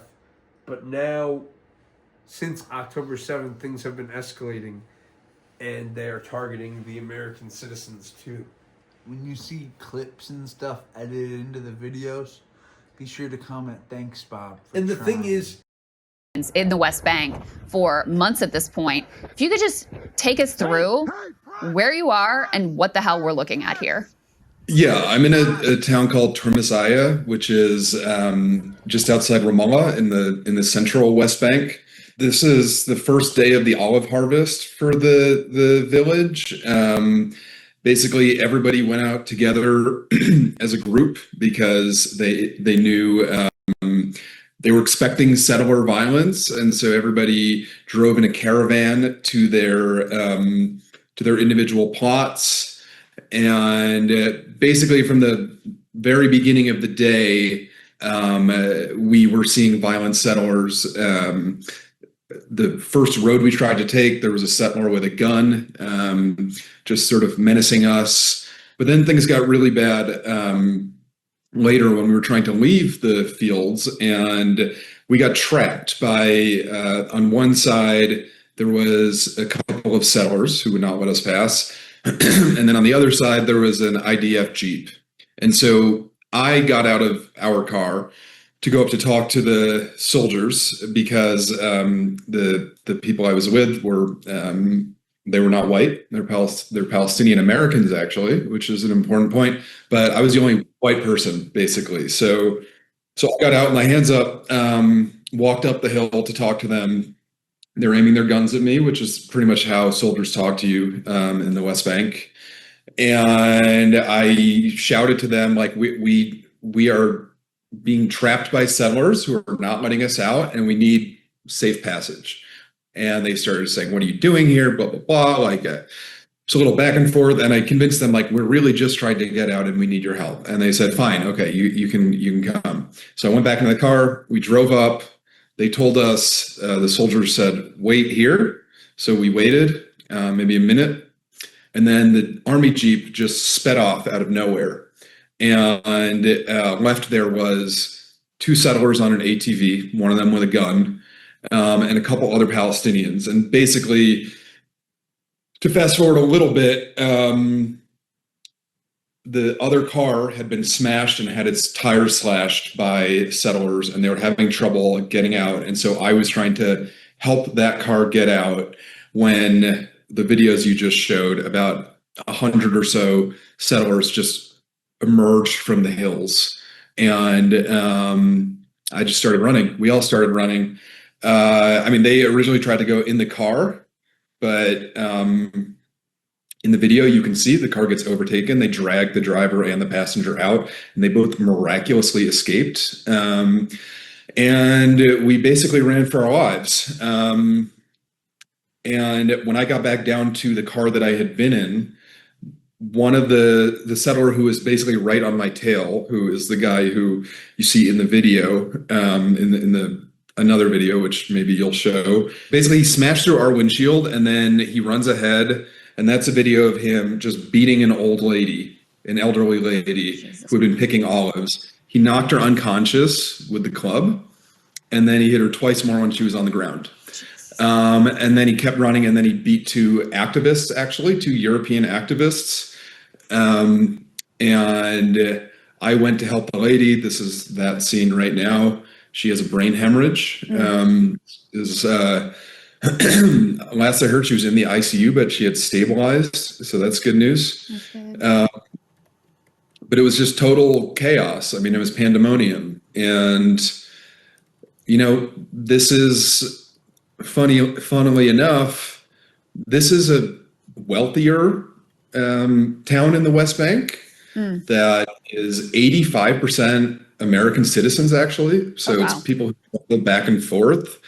And they've been pretty insulated from a lot of what, certainly what like the shepherding villages in the Hebron Hills face, because they have money and they have blue passports, and only in the last couple of years have they really started to feel the heat. And I think that yesterday was a very clear indication that this was a message sent by the settlers in coordination with the IDF that we will hunt you down and we'll hurt you or we'll kill you, and we'll do it on your own land, and nobody is spared, not old ladies, not American journalists, not farmers, anybody in our path, anybody on their own land will be clubbed. And this is like, if I wasn't there yesterday, nobody would know about this. Yep. Or maybe it would be a little story. Right. That's right. This is happening everywhere, every single day in the West Bank. And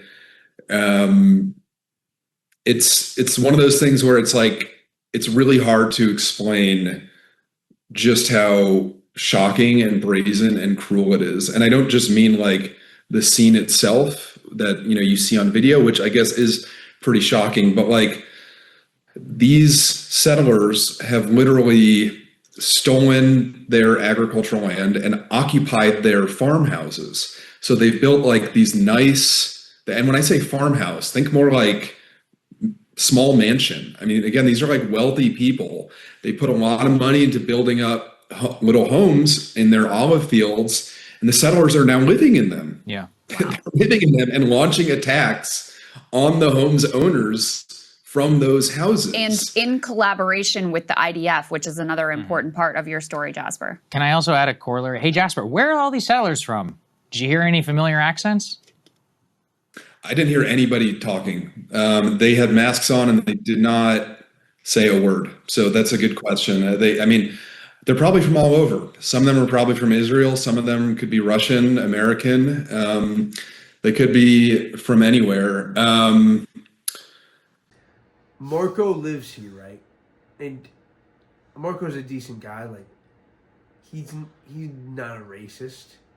But when he argues for, like, Israel's positions, and he, like, did not... Like, I'm sure if you talk to Marco He's dishonest in about his that... arguments. If you talk to Marco about that Just like video... Ben Shapiro. If you talk to him about that video of that American being chased down the road, and you explain to him how some of those Muslims in the video with him are Americans too, he would say, oh, but they're not really Americans. And the crazy thing is, like, because they're Palestinian Americans, by all, like, odds, the people he's talking about are Chicagoans, are Illinoisans, are people from his are community. people he would engage with politely, people he would befriend. Like, I know Marco when we were kids. He had a bunch of Muslim friends, people he would be friends with, people he would respect as individuals, especially if they were in the medical field, because he's literally studying drugs and shit,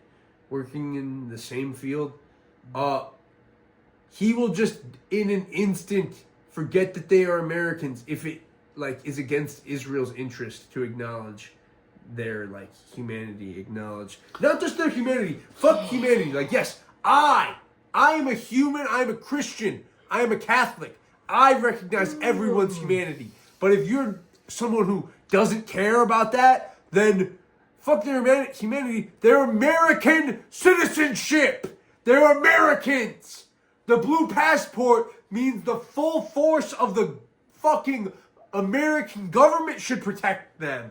Goddamn right, brother. Goddamn right. We do have special like, if Israel can't even respect our privilege, then they definitely aren't respecting human rights. If they can't even remember not to fucking bother the ones with American passports that live on the top of a hill and they're the richest fucking town. Now, you want to know what also is funny is some Zionist friends of ours will still make the argument that they're doing the most humanitarian war ever, bro. Isn't that funny? Marco didn't even make that argument. Oh, he didn't say that to you? Did he say that to you? Yeah. I don't even believe that man, guys. Yeah, no, but isn't it funny when it's not, and he doesn't believe any of his arguments. He just makes whatever argument he believes he can get away with with the person he's debating against. It's called Hasbara. He doesn't respect me, And so he uses the lazy arguments against me. It's called Hasbara, and Marco is clearly practicing, and he clearly hasn't gotten that good because he was talking about Clarence Thomas. What's Hasbara? It's the word for what he was doing. It's when you it's talking points for Israel. It's when you it's when you're trying to convince someone to be pro-Israel. It's Hasbara. It's like you are willing to say anything. Like the whole point is you can make any argument for Israel. You can make the humanitarian argument. You can make the LGBT argument. You can make it's unfair and racist to pick on Israel and not every other country in the world. But the whole point is Hasbara is just the arguments for Israel. They don't have to make sense. They don't have to all congeal together. It's just what I you think do. it's hilarious. The whole fucking city is leveled, and he's like, it's humanitarian. And when he engages in Hasbara, what he's really doing is he's illustrating, those stereotypes about Hasbara, that it's a thing. They're not stereotypes. It's true. There are people teaching each other in the Jewish community how to talk like this and how to do it better, and it's a art. Thing. It's an art to a and Zionist. Then they get mad when you compare them to Nazis. To a Zionist, they get upset that they are the modern day Nazi cult. They have the same type of talking. They are vehemently offended with being compared with Nazis when Holocaust survivors aren't afraid to do it. I'm not the first one to come up with the comparison. The Hasbara is a direct it's very similar to Nazi propaganda because you can go and look at it. Not all of the Nazi, especially the anti-Jewish propaganda. It's very incoherent. It's they're after them for being capitalist. They're after them for being socialist. They're after them for being insufficiently pro-Germany. They're also after them for plotting, they say plotting against Germany, but what they really mean is being active in German society and caring about Germany. So Hasbara is very similar. It's you gotta justify the state and what the state's doing and support Israel and argue for it no matter what and discredit those who oppose it. And it's very the similarities of Nazism go way deeper than that. Israel is an ethno-state, and that's what Hitler wanted to create. And actually, Hitler considered deporting the Jews to their ethno-state. He had no problem with giving them an ethno-state. And the Jews are correct that the Palestinians are one of the reasons Hitler didn't do it. Because as a humanitarian, Hitler thought he was a humanitarian. And he thought, displacing the Palestinians to give the Jews their own state. Well, there's lots of reasons. He didn't want them to come get revenge. And the whole argument for Israel is, yes, we need our own state. So, Marco was saying it today, so that they can defend themselves. And what they mean by defend themselves is literally kill anyone that they perceive as a threat to Judaism around the world. If you are an optimist, if you're an optimistic Zionist, the Israelis killed a bunch of AfD candidates in the lead up to the elections in Germany. If you're, who even knows, man? I don't care about the German thing, but it's just a fact that sovereignty is a suggestion to Israel. One of their first famous operations was going into Argentina and getting those Nazis. And you know what? When they were getting literal Nazis who escaped after the Holocaust, good on them. Fuck sovereignty. Sovereignty's gay. But when Israel's trying to recreate the Holocaust on their own territory with Palestinians, sovereignty is also gay. Especially super gay for a country that is less than 80 years old. and was created by the UN.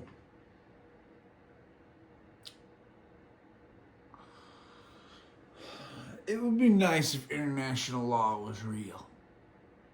It would. We would need someone like America to enforce If international law was real, it would suck ass. It'd be nice if we respected international law. Us corn-fed Midwesterners would be stuck going enforcing international law on every fucking Timbuktu, Zimbabwe ass hellhole.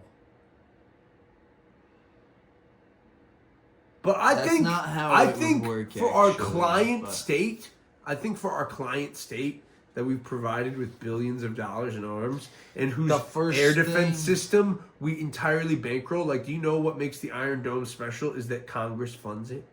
We fund it. I know, bro. Marco tries to tell me that we don't pay for that we don't subsidize their defense. It's hilarious. Yeah, just the biggest recipient of American military aid ever. Yeah, it's hilarious, bro. It's funny. We that just ensure they have a qualitative military edge over all of their neighbors that we also supply weapons to in order to make them friendly to Israel. But, you know, no big deal. They're not a recipient. It's not like we also provide aid to Egypt to keep them from bothering. It's not like we have all of these fucking bribes we pay in perpetuity for Israel's benefit. we literally be paying Egypt. It's every not like year. we have to also beef up Jordan's security because the king of Jordan would be fucking deposed by now if we didn't prop up his military state.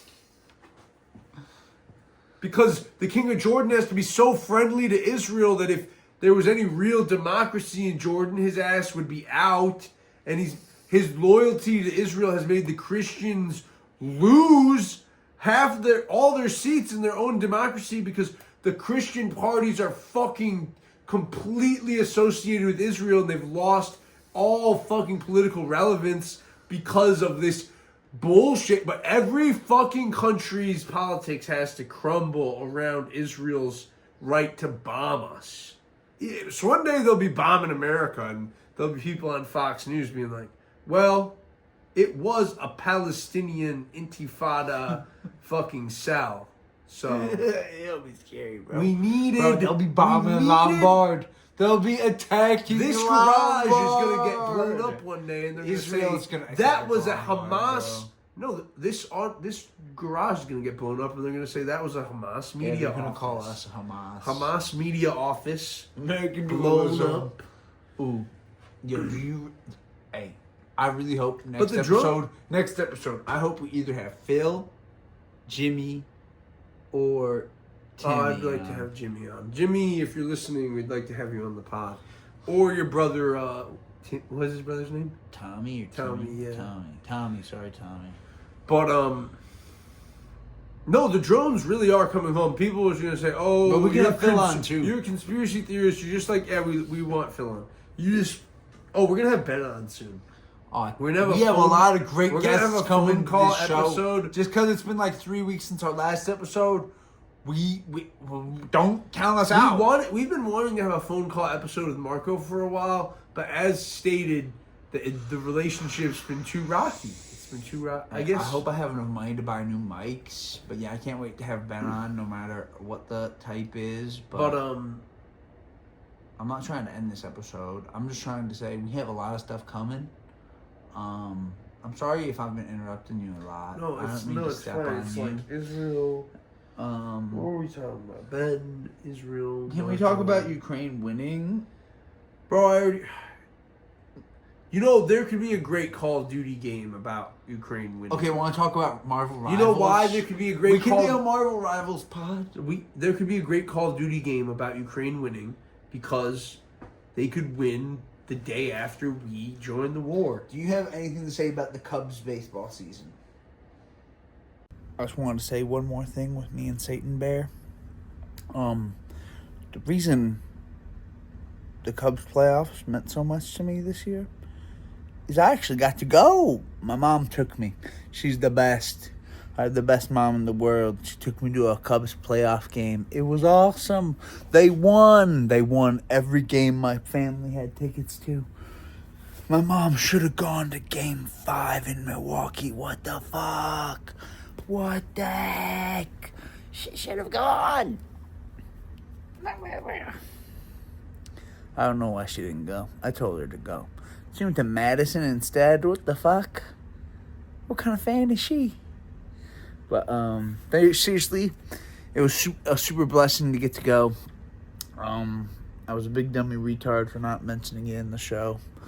I'm sorry if me calling myself that offends you.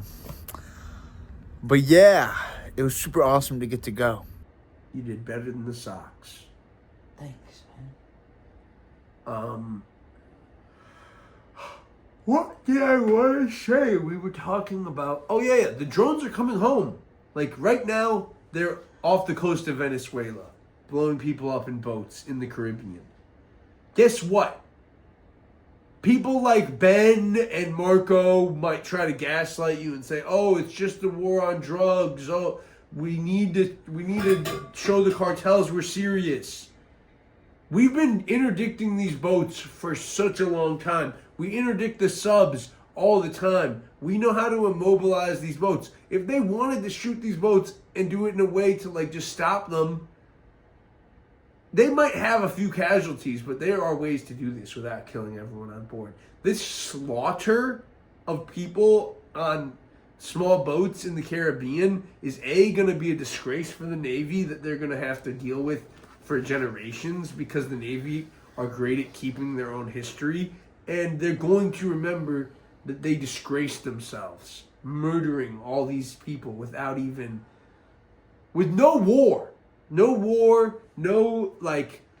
They weren't enemy combatants. They were random people who might have been drug smuggling, but we have ways to deal, but beyond that, the drones in the Caribbean, that's just a stepping stone. We're the liberal Alex Jones. Tomorrow's news today. The drones are going to continue to get closer to home. Now it's the Caribbean. Then it'll be Mexico. Then it'll be, there's cartel fighters in Arizona, and they just did a few tactical strikes against people crossing the border. Oh, those weren't migrants. Those were cartel infiltrators. And then it will be in American cities, American homes being blown up in the middle of the night. And maybe it'll be a while. Maybe Trump won't be the guy to do it. But every time he opens up these combatant rules and declares organizations closer and closer to the United States to be terrorist organizations, he's bringing the drone war home. From the Middle East, this style of warfare that we pioneered on the other side of the world, and we let the Afghanis and the Iraqis experience it first, and then Somalia, and then fucking every other country in the global war on terror.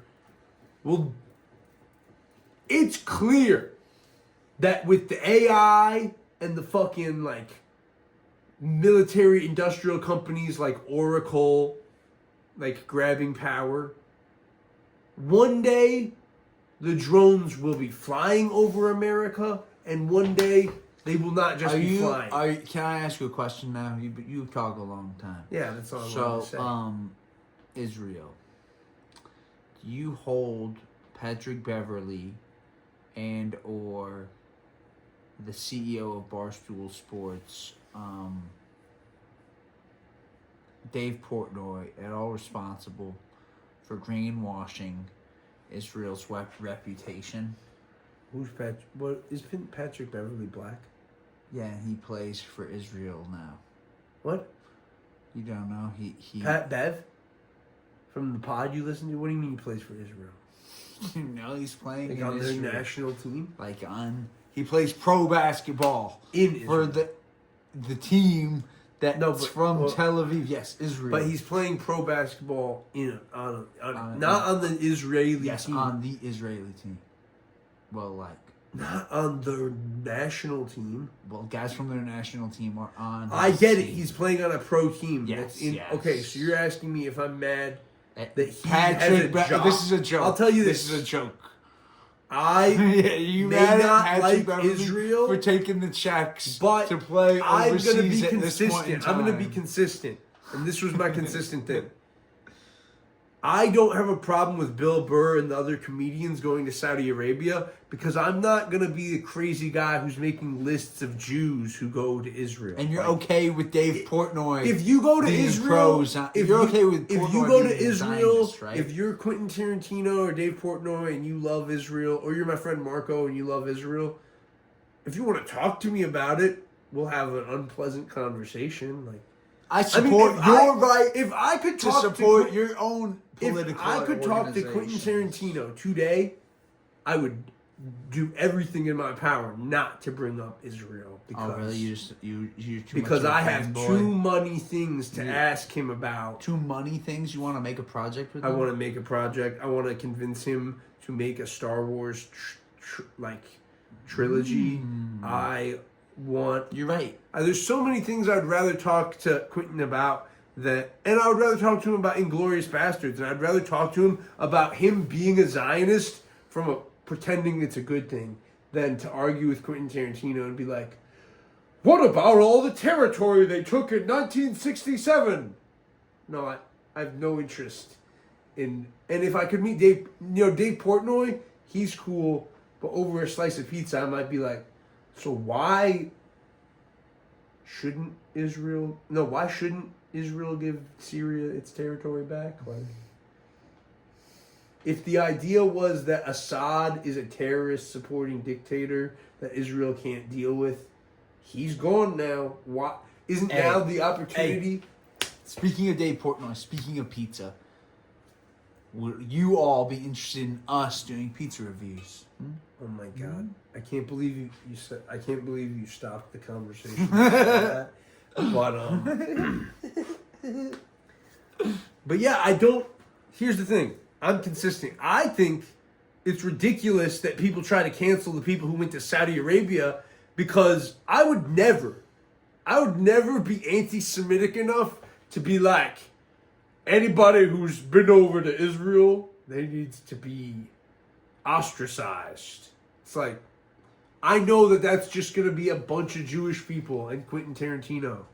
It's like, so are we going to ostracize the people who went to Saudi Arabia? No. Not because like, oh, it's perfectly fine what they did, but because if we're not going to ostracize all these Jews because that would be anti-Semitic, then let's not do it to other people either. Let's all have the same fucking rights. If you can fucking go to Israel and make money and fucking chill in Tel Aviv, the people who fucking went to Saudi Arabia and tried to teach them how to laugh, I don't give a fuck. I don't give a fuck. Oh, they went to the place where the women have to wear the bag. Okay, you guys, Quentin Tarantino likes to hang out on the beach where you can see people getting shot. Because when people go too far from the beach in Gaza, they get shot. Because you went too far from the edge of the water. This is just a reminder from the editor that Jamal Khashoggi was killed while visiting the Saudi consulate. He was killed by the Saudis. And he was a good man. And you should read his books. And Bob and Joe should talk about him more. And I hope you don't make fun of me too much. I wanted to be on camera because I don't want to be famous like Winnie the Pooh. I love Winnie. I love Winnie the Pooh. I hope I can be famous too. But if they have to make me like Hollywooded up like Winnie the Pooh, it's okay. But I want to have this smile and eyes that, they don't have to be fucked up, but eyes that look like these. And the color's negotiable. I don't care. I like the color of my shirt, though. You know, like Winnie the Pooh. I'd like to be a cartoon. You can do that with AI, can't you? Bob, you're lazy.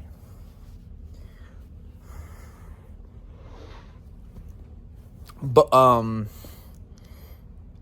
in all seriousness, Jamal Khashoggi, that's a reason to be mad at people for helping greenwash Saudi Arabia. That's the only reason I brought him up. But I might pop in every now and again. Editing the show is hard work. I hope you guys think I'm funny. And I hope the effort is... I hope you guys like, share... Oh, yeah. You guys, I'm calling on Chapo Trap House and Andrew Santino.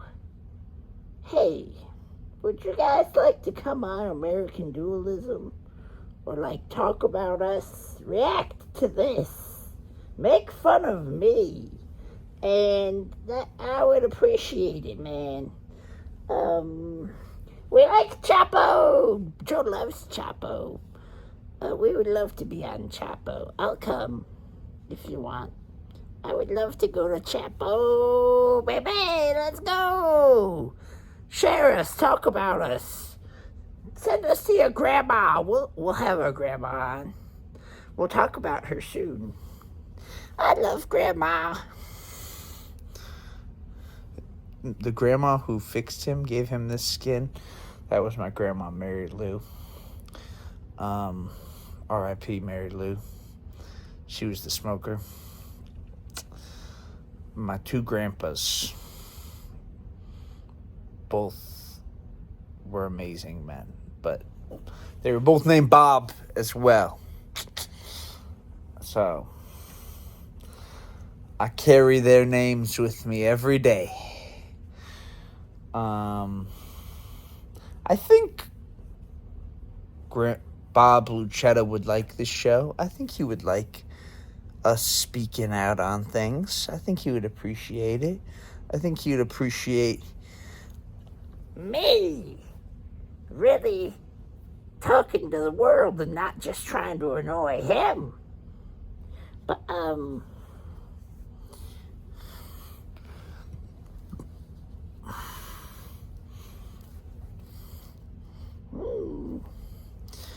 here's the thing. My grandpa was an atheist. The one I actually knew, because my grandpa Bob Lucetta, I just mixed their names up. That's dyslexia, man. Bob Lucetta was the Italian. He died when I was like 1 or 3. 1, probably. And Bob Stendel, my grandpa, who actually had an influence on me, he was like an atheist. He was always talking shit on his family. He was a very negative guy. And, you know, he was pretty wise about a lot of things. But, you know, he bought Gazprom. And, you know, he wasn't the best trader in the world. Though he did have one of the founding seats on the Chicago Stock Exchange. Man, I wish he still had it. If he still had that, that'd be cool. But we better not still have it. God. But, what I wanted to say about my grandpas is my grandpa Bob Lucetta.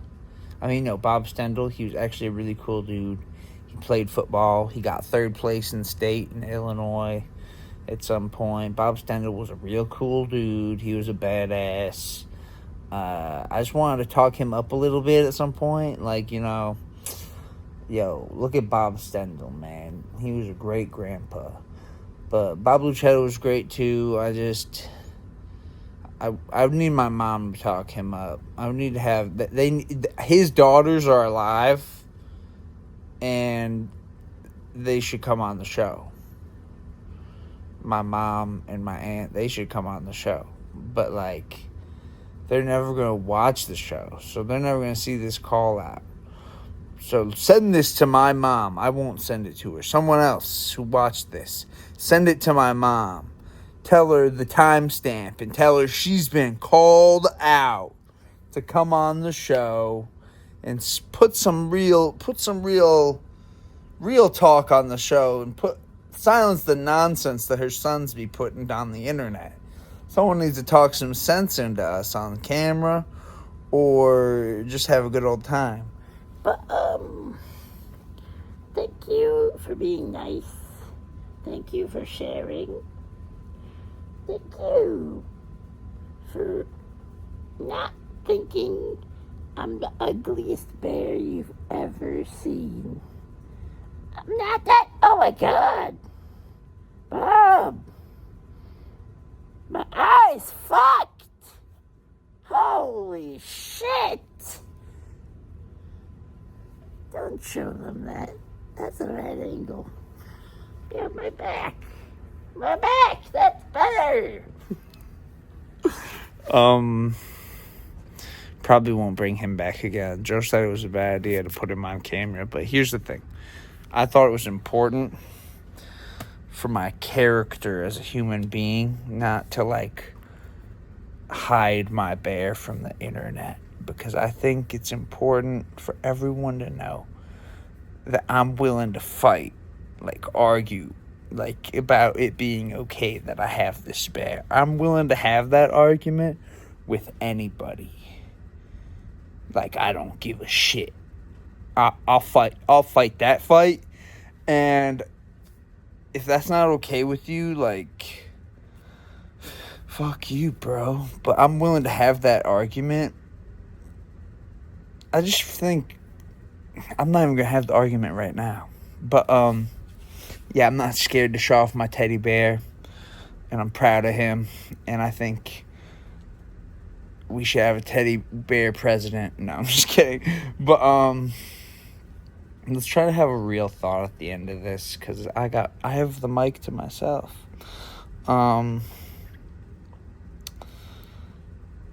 Yeah, please like us, share us. I hope the bear gimmick is funny, at least.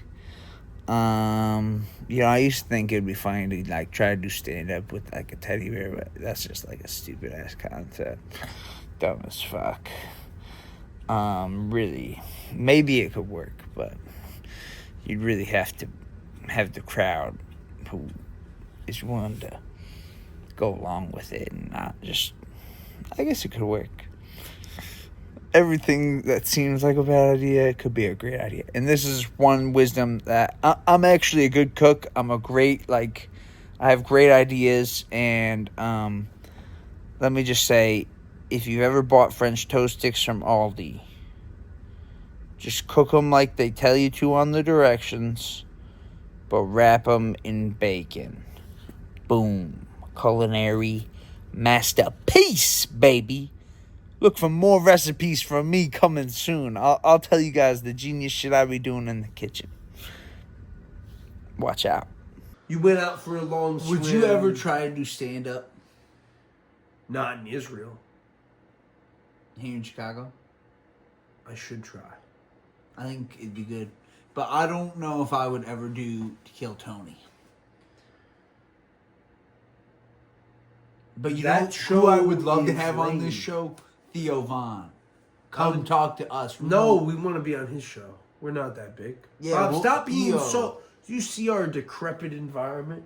We want to go on the Tim Dillon show. I'm just saying, Theo, lots of people are picking on Theo Vaughn right now. I just want to say, I'd love to talk to him. Are they picking on him for going to Saudi? They're picking on him for bombing hard on stage and being kind of an asshole about it.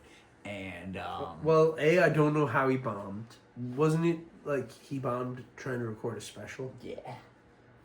That's funny. But apparently... And he should put the bombing in the real special. Not the whole thing, but he should put... Not gonna put it out. I know, because he's not going to be self-assured enough to do it. Apparently he wasn't even funny. Apparently, like... But if he showed the crowd's reaction to him bombing, It might be good, actually. and then did another night where he doesn't bomb. Yeah, that'd be good, actually. But the trick is he has to. He doesn't have the self-confidence to do that, to achieve the artistic vision that you just came up with. Like, he's just pissed off about bombing. Yeah, he's pissed off about He's bombing. like forcing people to delete the videos just talking Bro, the about thing the is, night. what he is experiencing is a very common comedian thing, and it's the reason why Dave Chappelle was the first comedian to start making people put their phones in the bag. And here's what I say to all the comedians who don't want people to know that they bombed. What you say? Fuck yourself. You're performing in public. If someone wants to record you, that's the Bro, that I breaks. would love it if I went viral on TMZ for something drunk I did. Yeah, like Kramer saying the N-word. That's just a famous But Jerry Seinfeld is a racist. He wants all the Palestinians to die. But we don't give a fuck about Jerry Seinfeld because his show was never good at all. But if Larry David was in the same room, I would say, yo, I love Curb Your Enthusiasm. But if Jerry Seinfeld was in the same room, I'd say, fuck you, you Zionist piece of shit. I just want to know, if we get sued on this show, is the plan to hire somebody? What's the move? Like, Right now, the plan is to tell them, we ain't got no money, ho. What you gonna get from us? True. That's the plan. I guess I'll have to self-represent.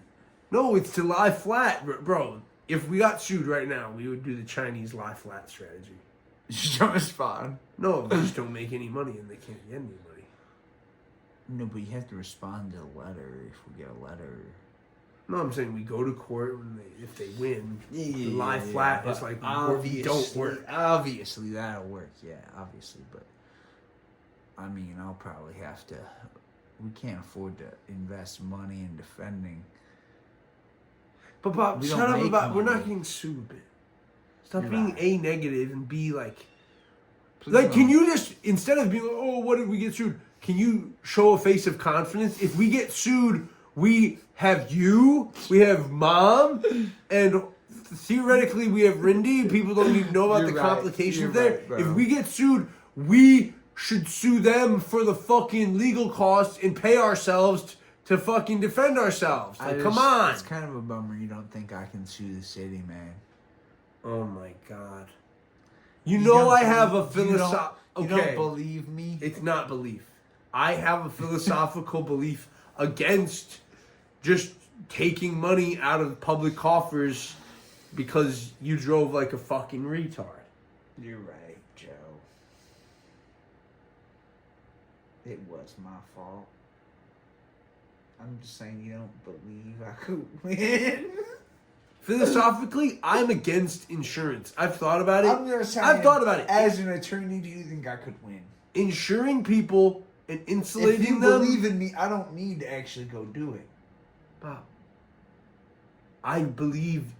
Of course I believe you can sue the city. Any idiot can squeeze money out of the endless hose that is the fucking public purse. That's true. God. Idiot, Any idiot can get a $3 million judgment against the police when a bystander dies in a fucking police chase. Even if the and cops then didn't do nothing. we can all suffer because like public transit gets defunded while like It's true, brother. the cops weren't even the ones to run over the kid. It was the person they were chasing. Hey, aren't you glad you voted for that? I'm glad I voted in favor of the referendum for the schools. The school looks nice in our At area. least they're getting a lot of color on the school. Even though I know it looks good. Even though I know Glenbard West somehow bamboozled Got a lot us more money. and got the majority. They more did of the money, bamboozle us. even though that somehow worked out that way. It's fine. We Whatever. support West too, I guess. I guess I can support those. That school is a Hilltoppers. dump. Their school's a dump on top of There's the hill. no reason No, this is a to real fact. slander our No, it's true. district. The school's falling apart.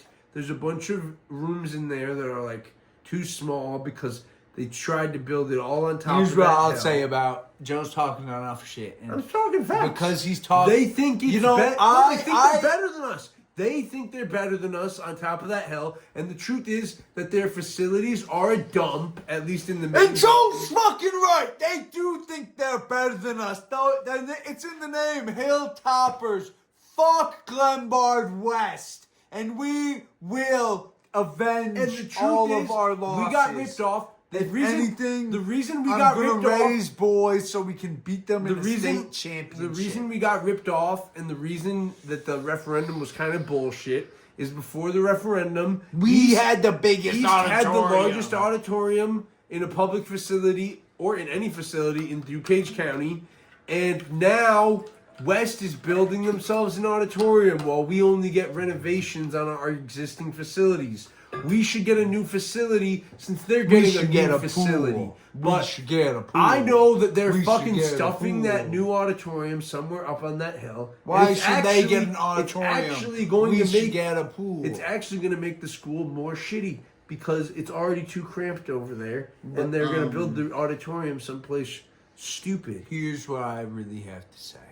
One day that school's going to fall down the hill. I really want everyone in America, in the world, to know that I do not judge people based off of their religion.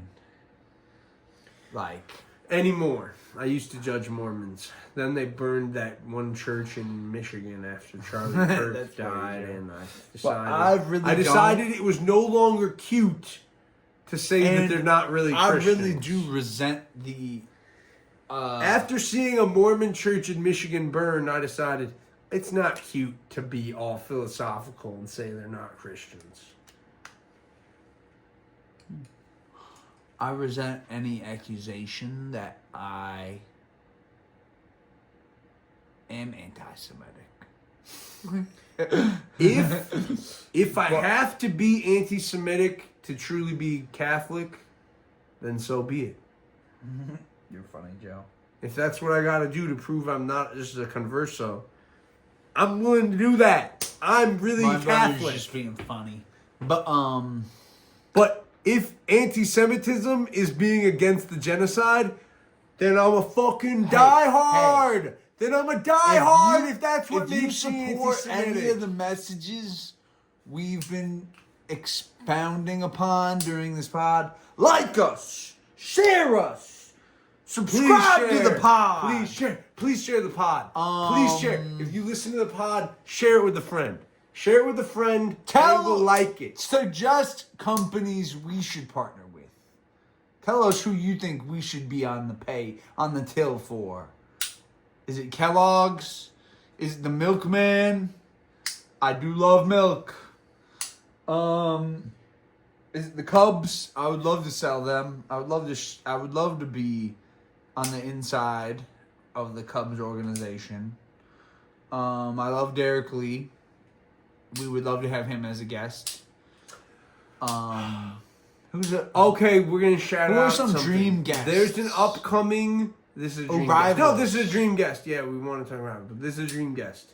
Knowing Better is about to drop his Hawaii series of videos that he's been working on for like a year. A year. He did release something He takes last forever to make stuff. It's good stuff. If Knowing Better's new series of videos. If is you gonna come haven't out. heard of Knowing Better, watch all of his shit. If you haven't heard of Knowing Better, go to the Knowing Better YouTube Watch channel. all of his stuff before you watch our Don't stuff. watch from the very beginning. Don't watch our channel. Watch until you the finish most his recent videos going backwards. He's put more effort into his stuff than we do. But every single Knowing Better video is better than the last one before it. And every the single dream Knowing Bob Better says, video- who's a dream guest? The dream guest is KB. And I saw KB talking to Destiny and saying some kind of disgusting things about, I mean, not disgusting, but like he was just acting like a liberal, being like, oh, the reason people are so, like, I don't even, he's talking about Hawaii, and he's just talking about how people lie a lot in the leftist spaces about history. And that's true. inarguably true. Leftists they love lying. Like leftists and right-wingers. Like if you're just a political ideologue, you can't talk about history without fucking fibbing. And leftists love to lie about like the history of the Cold War. But I don't even know, maybe some of the stuff they're saying isn't lies. Maybe we are the bad guys. Did you ever think about that, conservatives? What if America is the great Satan?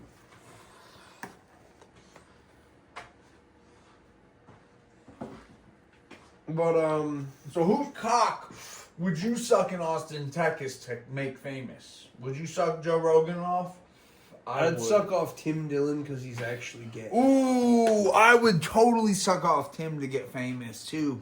But I wouldn't because I'm not gay. I would suck both of them off if I had to. Can you stop talking like this so we feel like Joe don't vape on the pod? But also I'm going to talk about sucking and sucking and sucking. Sucking and fucking. And that's not going to get us far. We're an hour 50 in. Come on now. But you're just mean to me anytime I want to make a joke. No, I just don't want to get flagged for an hour 50 in and you being dumb. But oh, have you heard of the Andrew Santino, Andrew Schultz debate?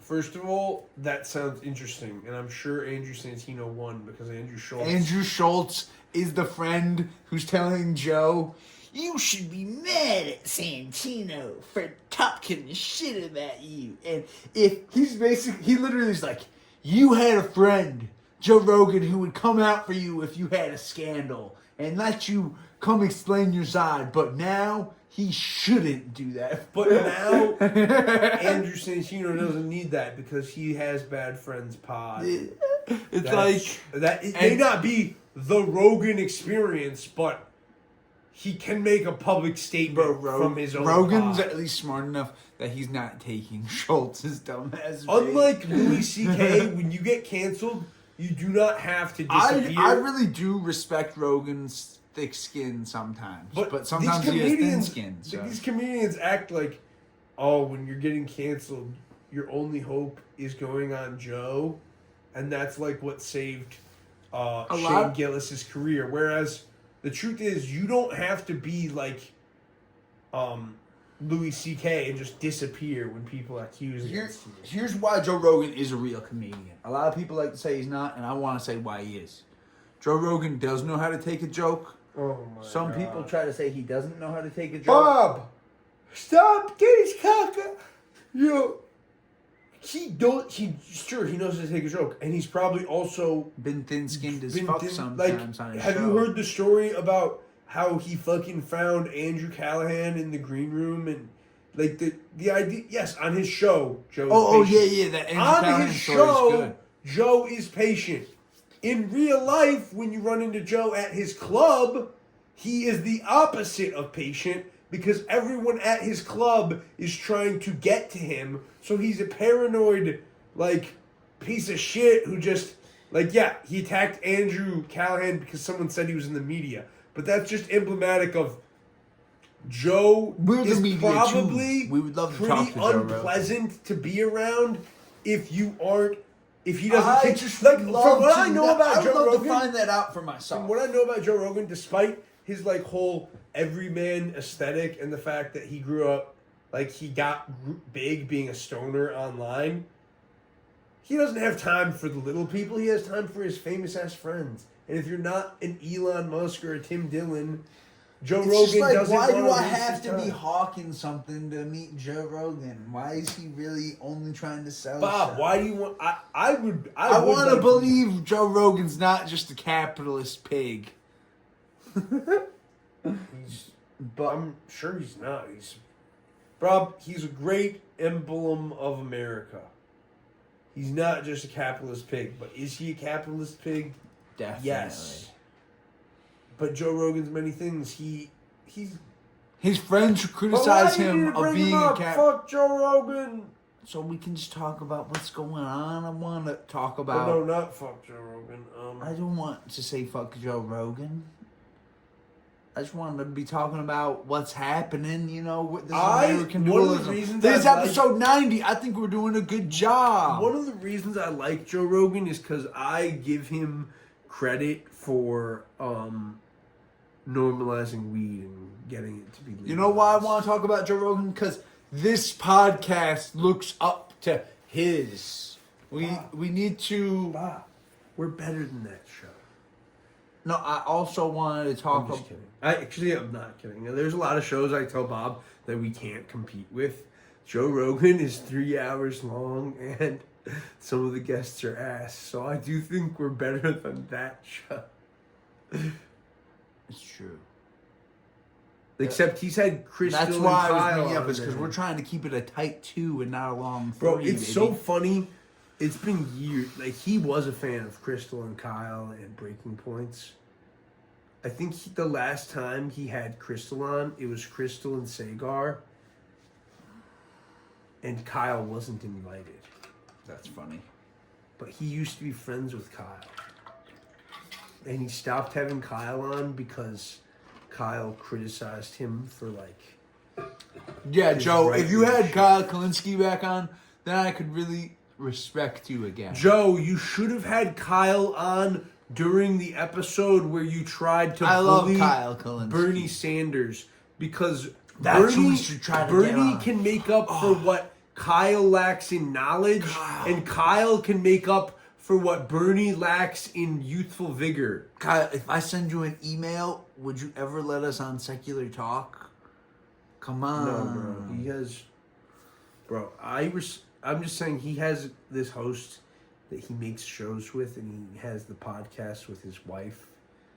Bro, that's the other thing. They can have us on one of their Big shows. respect to Kyle Kalinske for I'd go starting on a Crystal, Kyle, and podcast, Friends. starting a podcast with Crystal Ball, and boom, stealing her from her marriage. Bro, I mean, I don't know if her marriage was already over by the time Bro, he started the are podcast. you saying- But just big respect to Kyle Are you saying we for can't- landing the ship with Crystal. Are you saying we'll never be able to get on Secular Talk? Because I'll go on any of his programs. Crystal, Kyle, and Friends. Whatever we got to do. I would suspect that in order for us to get... I know that Kyle used to live in New York City, but I'm pretty sure he had to relocate to Virginia. You know, because I don't... You know, I respect Kyle for that. Relocate for your fine-ass woman. Don't make her uproot her life and come to you. She's got kids. We can go Also, to Virginia. message to Crystal and Kyle. Come on, Crystal. It's not too late. You can have another kid. She should run for Congress. Crystal, your kids from your first marriage are great. And as we've been talking about Zionist issues this whole time, you're going to be raising them to be great self-loathing Crystal, you Jews. should run for Congress just so we can funnily watch Sagar like kind of anti-campaign against you. Your already existing kids are going to be great self-loathing anti-Israel Jews, and they're probably awesome. But you got to have another kid with Kyle so that it's got the pure lib genes. Hey, bro. You got to see what the pure lib happens to create. Like, if you create a pure lib child, will they like come out of the womb vaping, and will they self-abort because This it's a was our pure lib? 90th episode, man. Thank you. This has been really fun. I've been a little tired. I'm sorry if I've been hard to make this show with at any We point. are so ready to be the next InfoWars. We want to bring you tomorrow's news. We're American today. Dualism. We're the only American Dualism. American Dualism, America's next info war. We're continuing the info war against Czar. I'm not. I really resent that Marco thinks we're like conspiracy theorists, because you can talk about conspiracies without like saying they're true and still be credible as a person. Freaking Alex Jones, his big conspiracy theorist, he's always talking We're about expanding the Overton window. He's always here. talking about the globalists. I'm not a coward people like can Alex talk Jones. about? I'll talk about a real group of people. Zog, Zionist free speech occupied government. Yes. The Zionists who control the world. They are who the they is. The Jeffrey Epsteins, the Miriam Adelsons, the freaking, who's the guy who's buying Donald CBS? Freaking Adelson. No, that's not Adelson. Oh. I need to look it up now. Ellison. David Ellison, yes. Sorry. Miriam Adelson, David Ellison. My bad. Fucking real people I confused in the those real names, world. actually. Fucking everybody who was friends with Jeffrey Epstein. The Bulls are gonna have a bad year. Leon Black, Harvey Weinstein. The Bears are going to the Super Bowl. Might win it. The guy from Bob's College who left the Supreme Court to go defend Israel at the UN. Look at his name. I wanna. Barack Obama, Joe Biden, Hillary Clinton.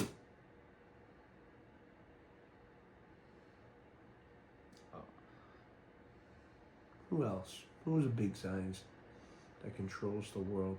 Chuck Schumer, Amy Schumer, Big Doomer. Probably Howard Stern. Here's the thing, man. The Zionism's just gone too far. And,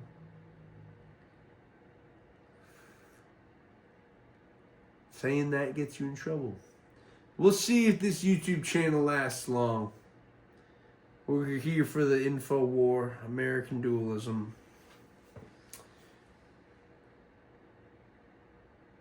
Freaking Alex Jones. Alex Jones can't even wage the info war because the Zionists are in bed with his fucking buddy Donald Trump. So he can't even say, "Oh, the globalists, they're controlling America," because his friend controls America, and his friend was best friends with Epstein. So the conspiracy's right in front of Alex, and he can't admit it's real.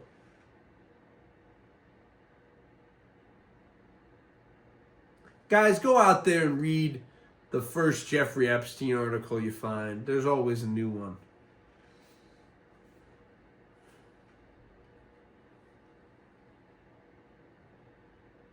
I need to remember his name.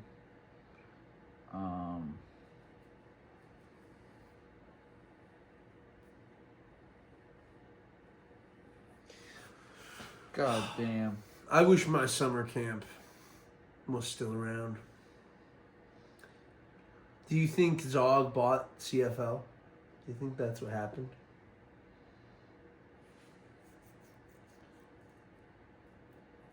Do you think our Boy Scout summer camp became a Jewish summer camp? Nah, they have nicer summer camps. I think I found him just by remembering his name. Who? I think it's Arthur Goldberg. Who? The Supreme Court Justice who was from my school. Oh. But this might not be him. I just ripped ass. No, this ain't him. Bob, stop looking up Jews. He is from Chicago. He was the 9th Secretary of State. He was the 9th Secretary of Labor. Oh, wait. No, I'm right. Stop it. I got him right. And you're just... I wasn't confident, but I was right. It's Arthur Goldberg. Just because his name does sound classically Jewish doesn't mean I was wrong or I'm conspiracy theorizing. When I bring him up, it's not real because he really did sell the Palestinians out when he went to the UN and he quit the Supreme Court. And one of his only rulings in the Supreme Court is actually a good one, so he shouldn't have quit the Supreme Court. Let me try to figure out which ruling he had so we can actually talk about Goldberg. So do you think he was one of them guys who told Israel they needed to kill the president? Because it says he was JFK's Secretary of Labor. Was he the guy who went over to Israel and said, "Hey, he's getting too pro-Pally, you need to get rid of this guy"? No, he definitely wouldn't have been that guy. How do you know? That would be one of those discrete things. You said he definitely wouldn't have been that guy, but he did other things for Israel later. How did he become JFK's Secretary of Labor? Okay. Chicago. Do you Power. want to know how this man is still referenced today? Yes. Goldberg. His best known opinion is his concurrence in Griswold v. Connecticut, arguing that the Ninth Amendment supported the existence of an unenumerated right of privacy in marriage.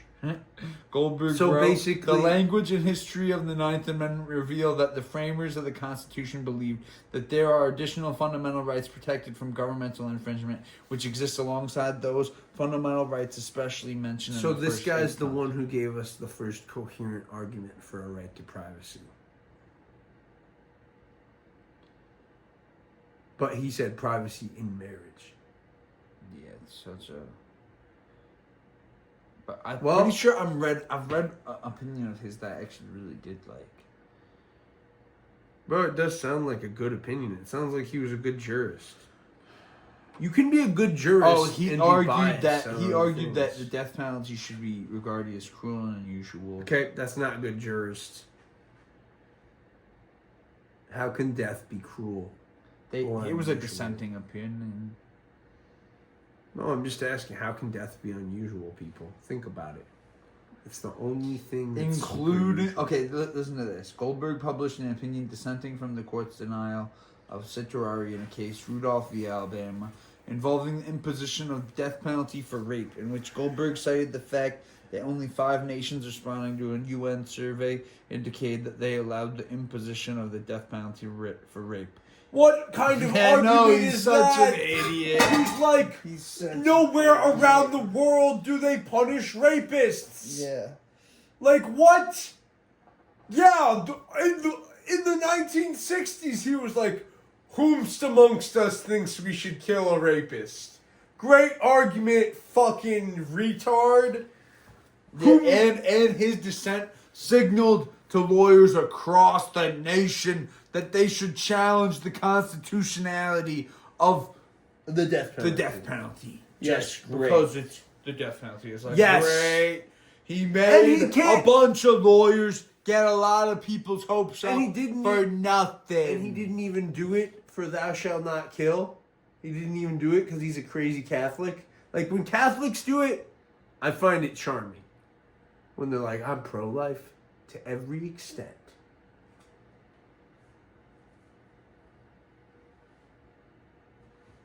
Oh, this is the one I probably was thinking of. Escobedo versus Illinois. This is one we study in school still. Escobedo. That's the one where you get the right to, where you get your which provide criminal defendants.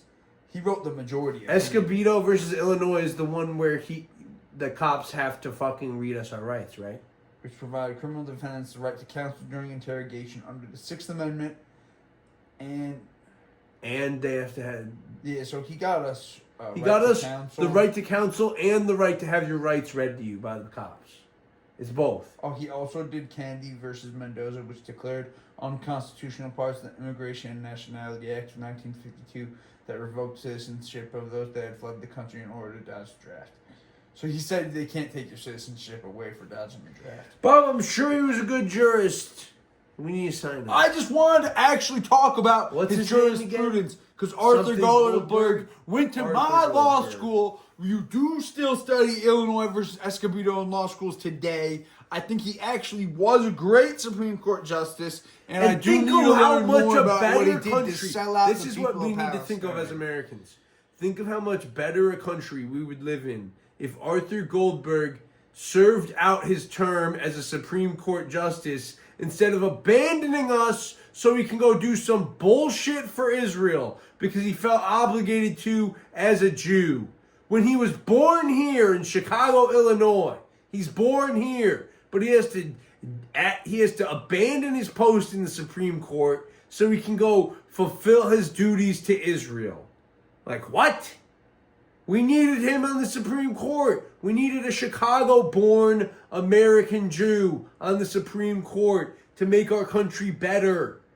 We needed more cases from honestly, Arthur Goldberg. I've read this story before. Can you read this to our viewers? Because I think it's hilarious how President Johnson tricked Goldberg into giving up his seat. In 1965, Goldberg was persuaded by Johnson to resign his seat on the court to replace the recently deceased Adlai Stevenson II as the U.S. ambassador to the United Nations. So Adlai Stevenson, another Illinoisan, dies.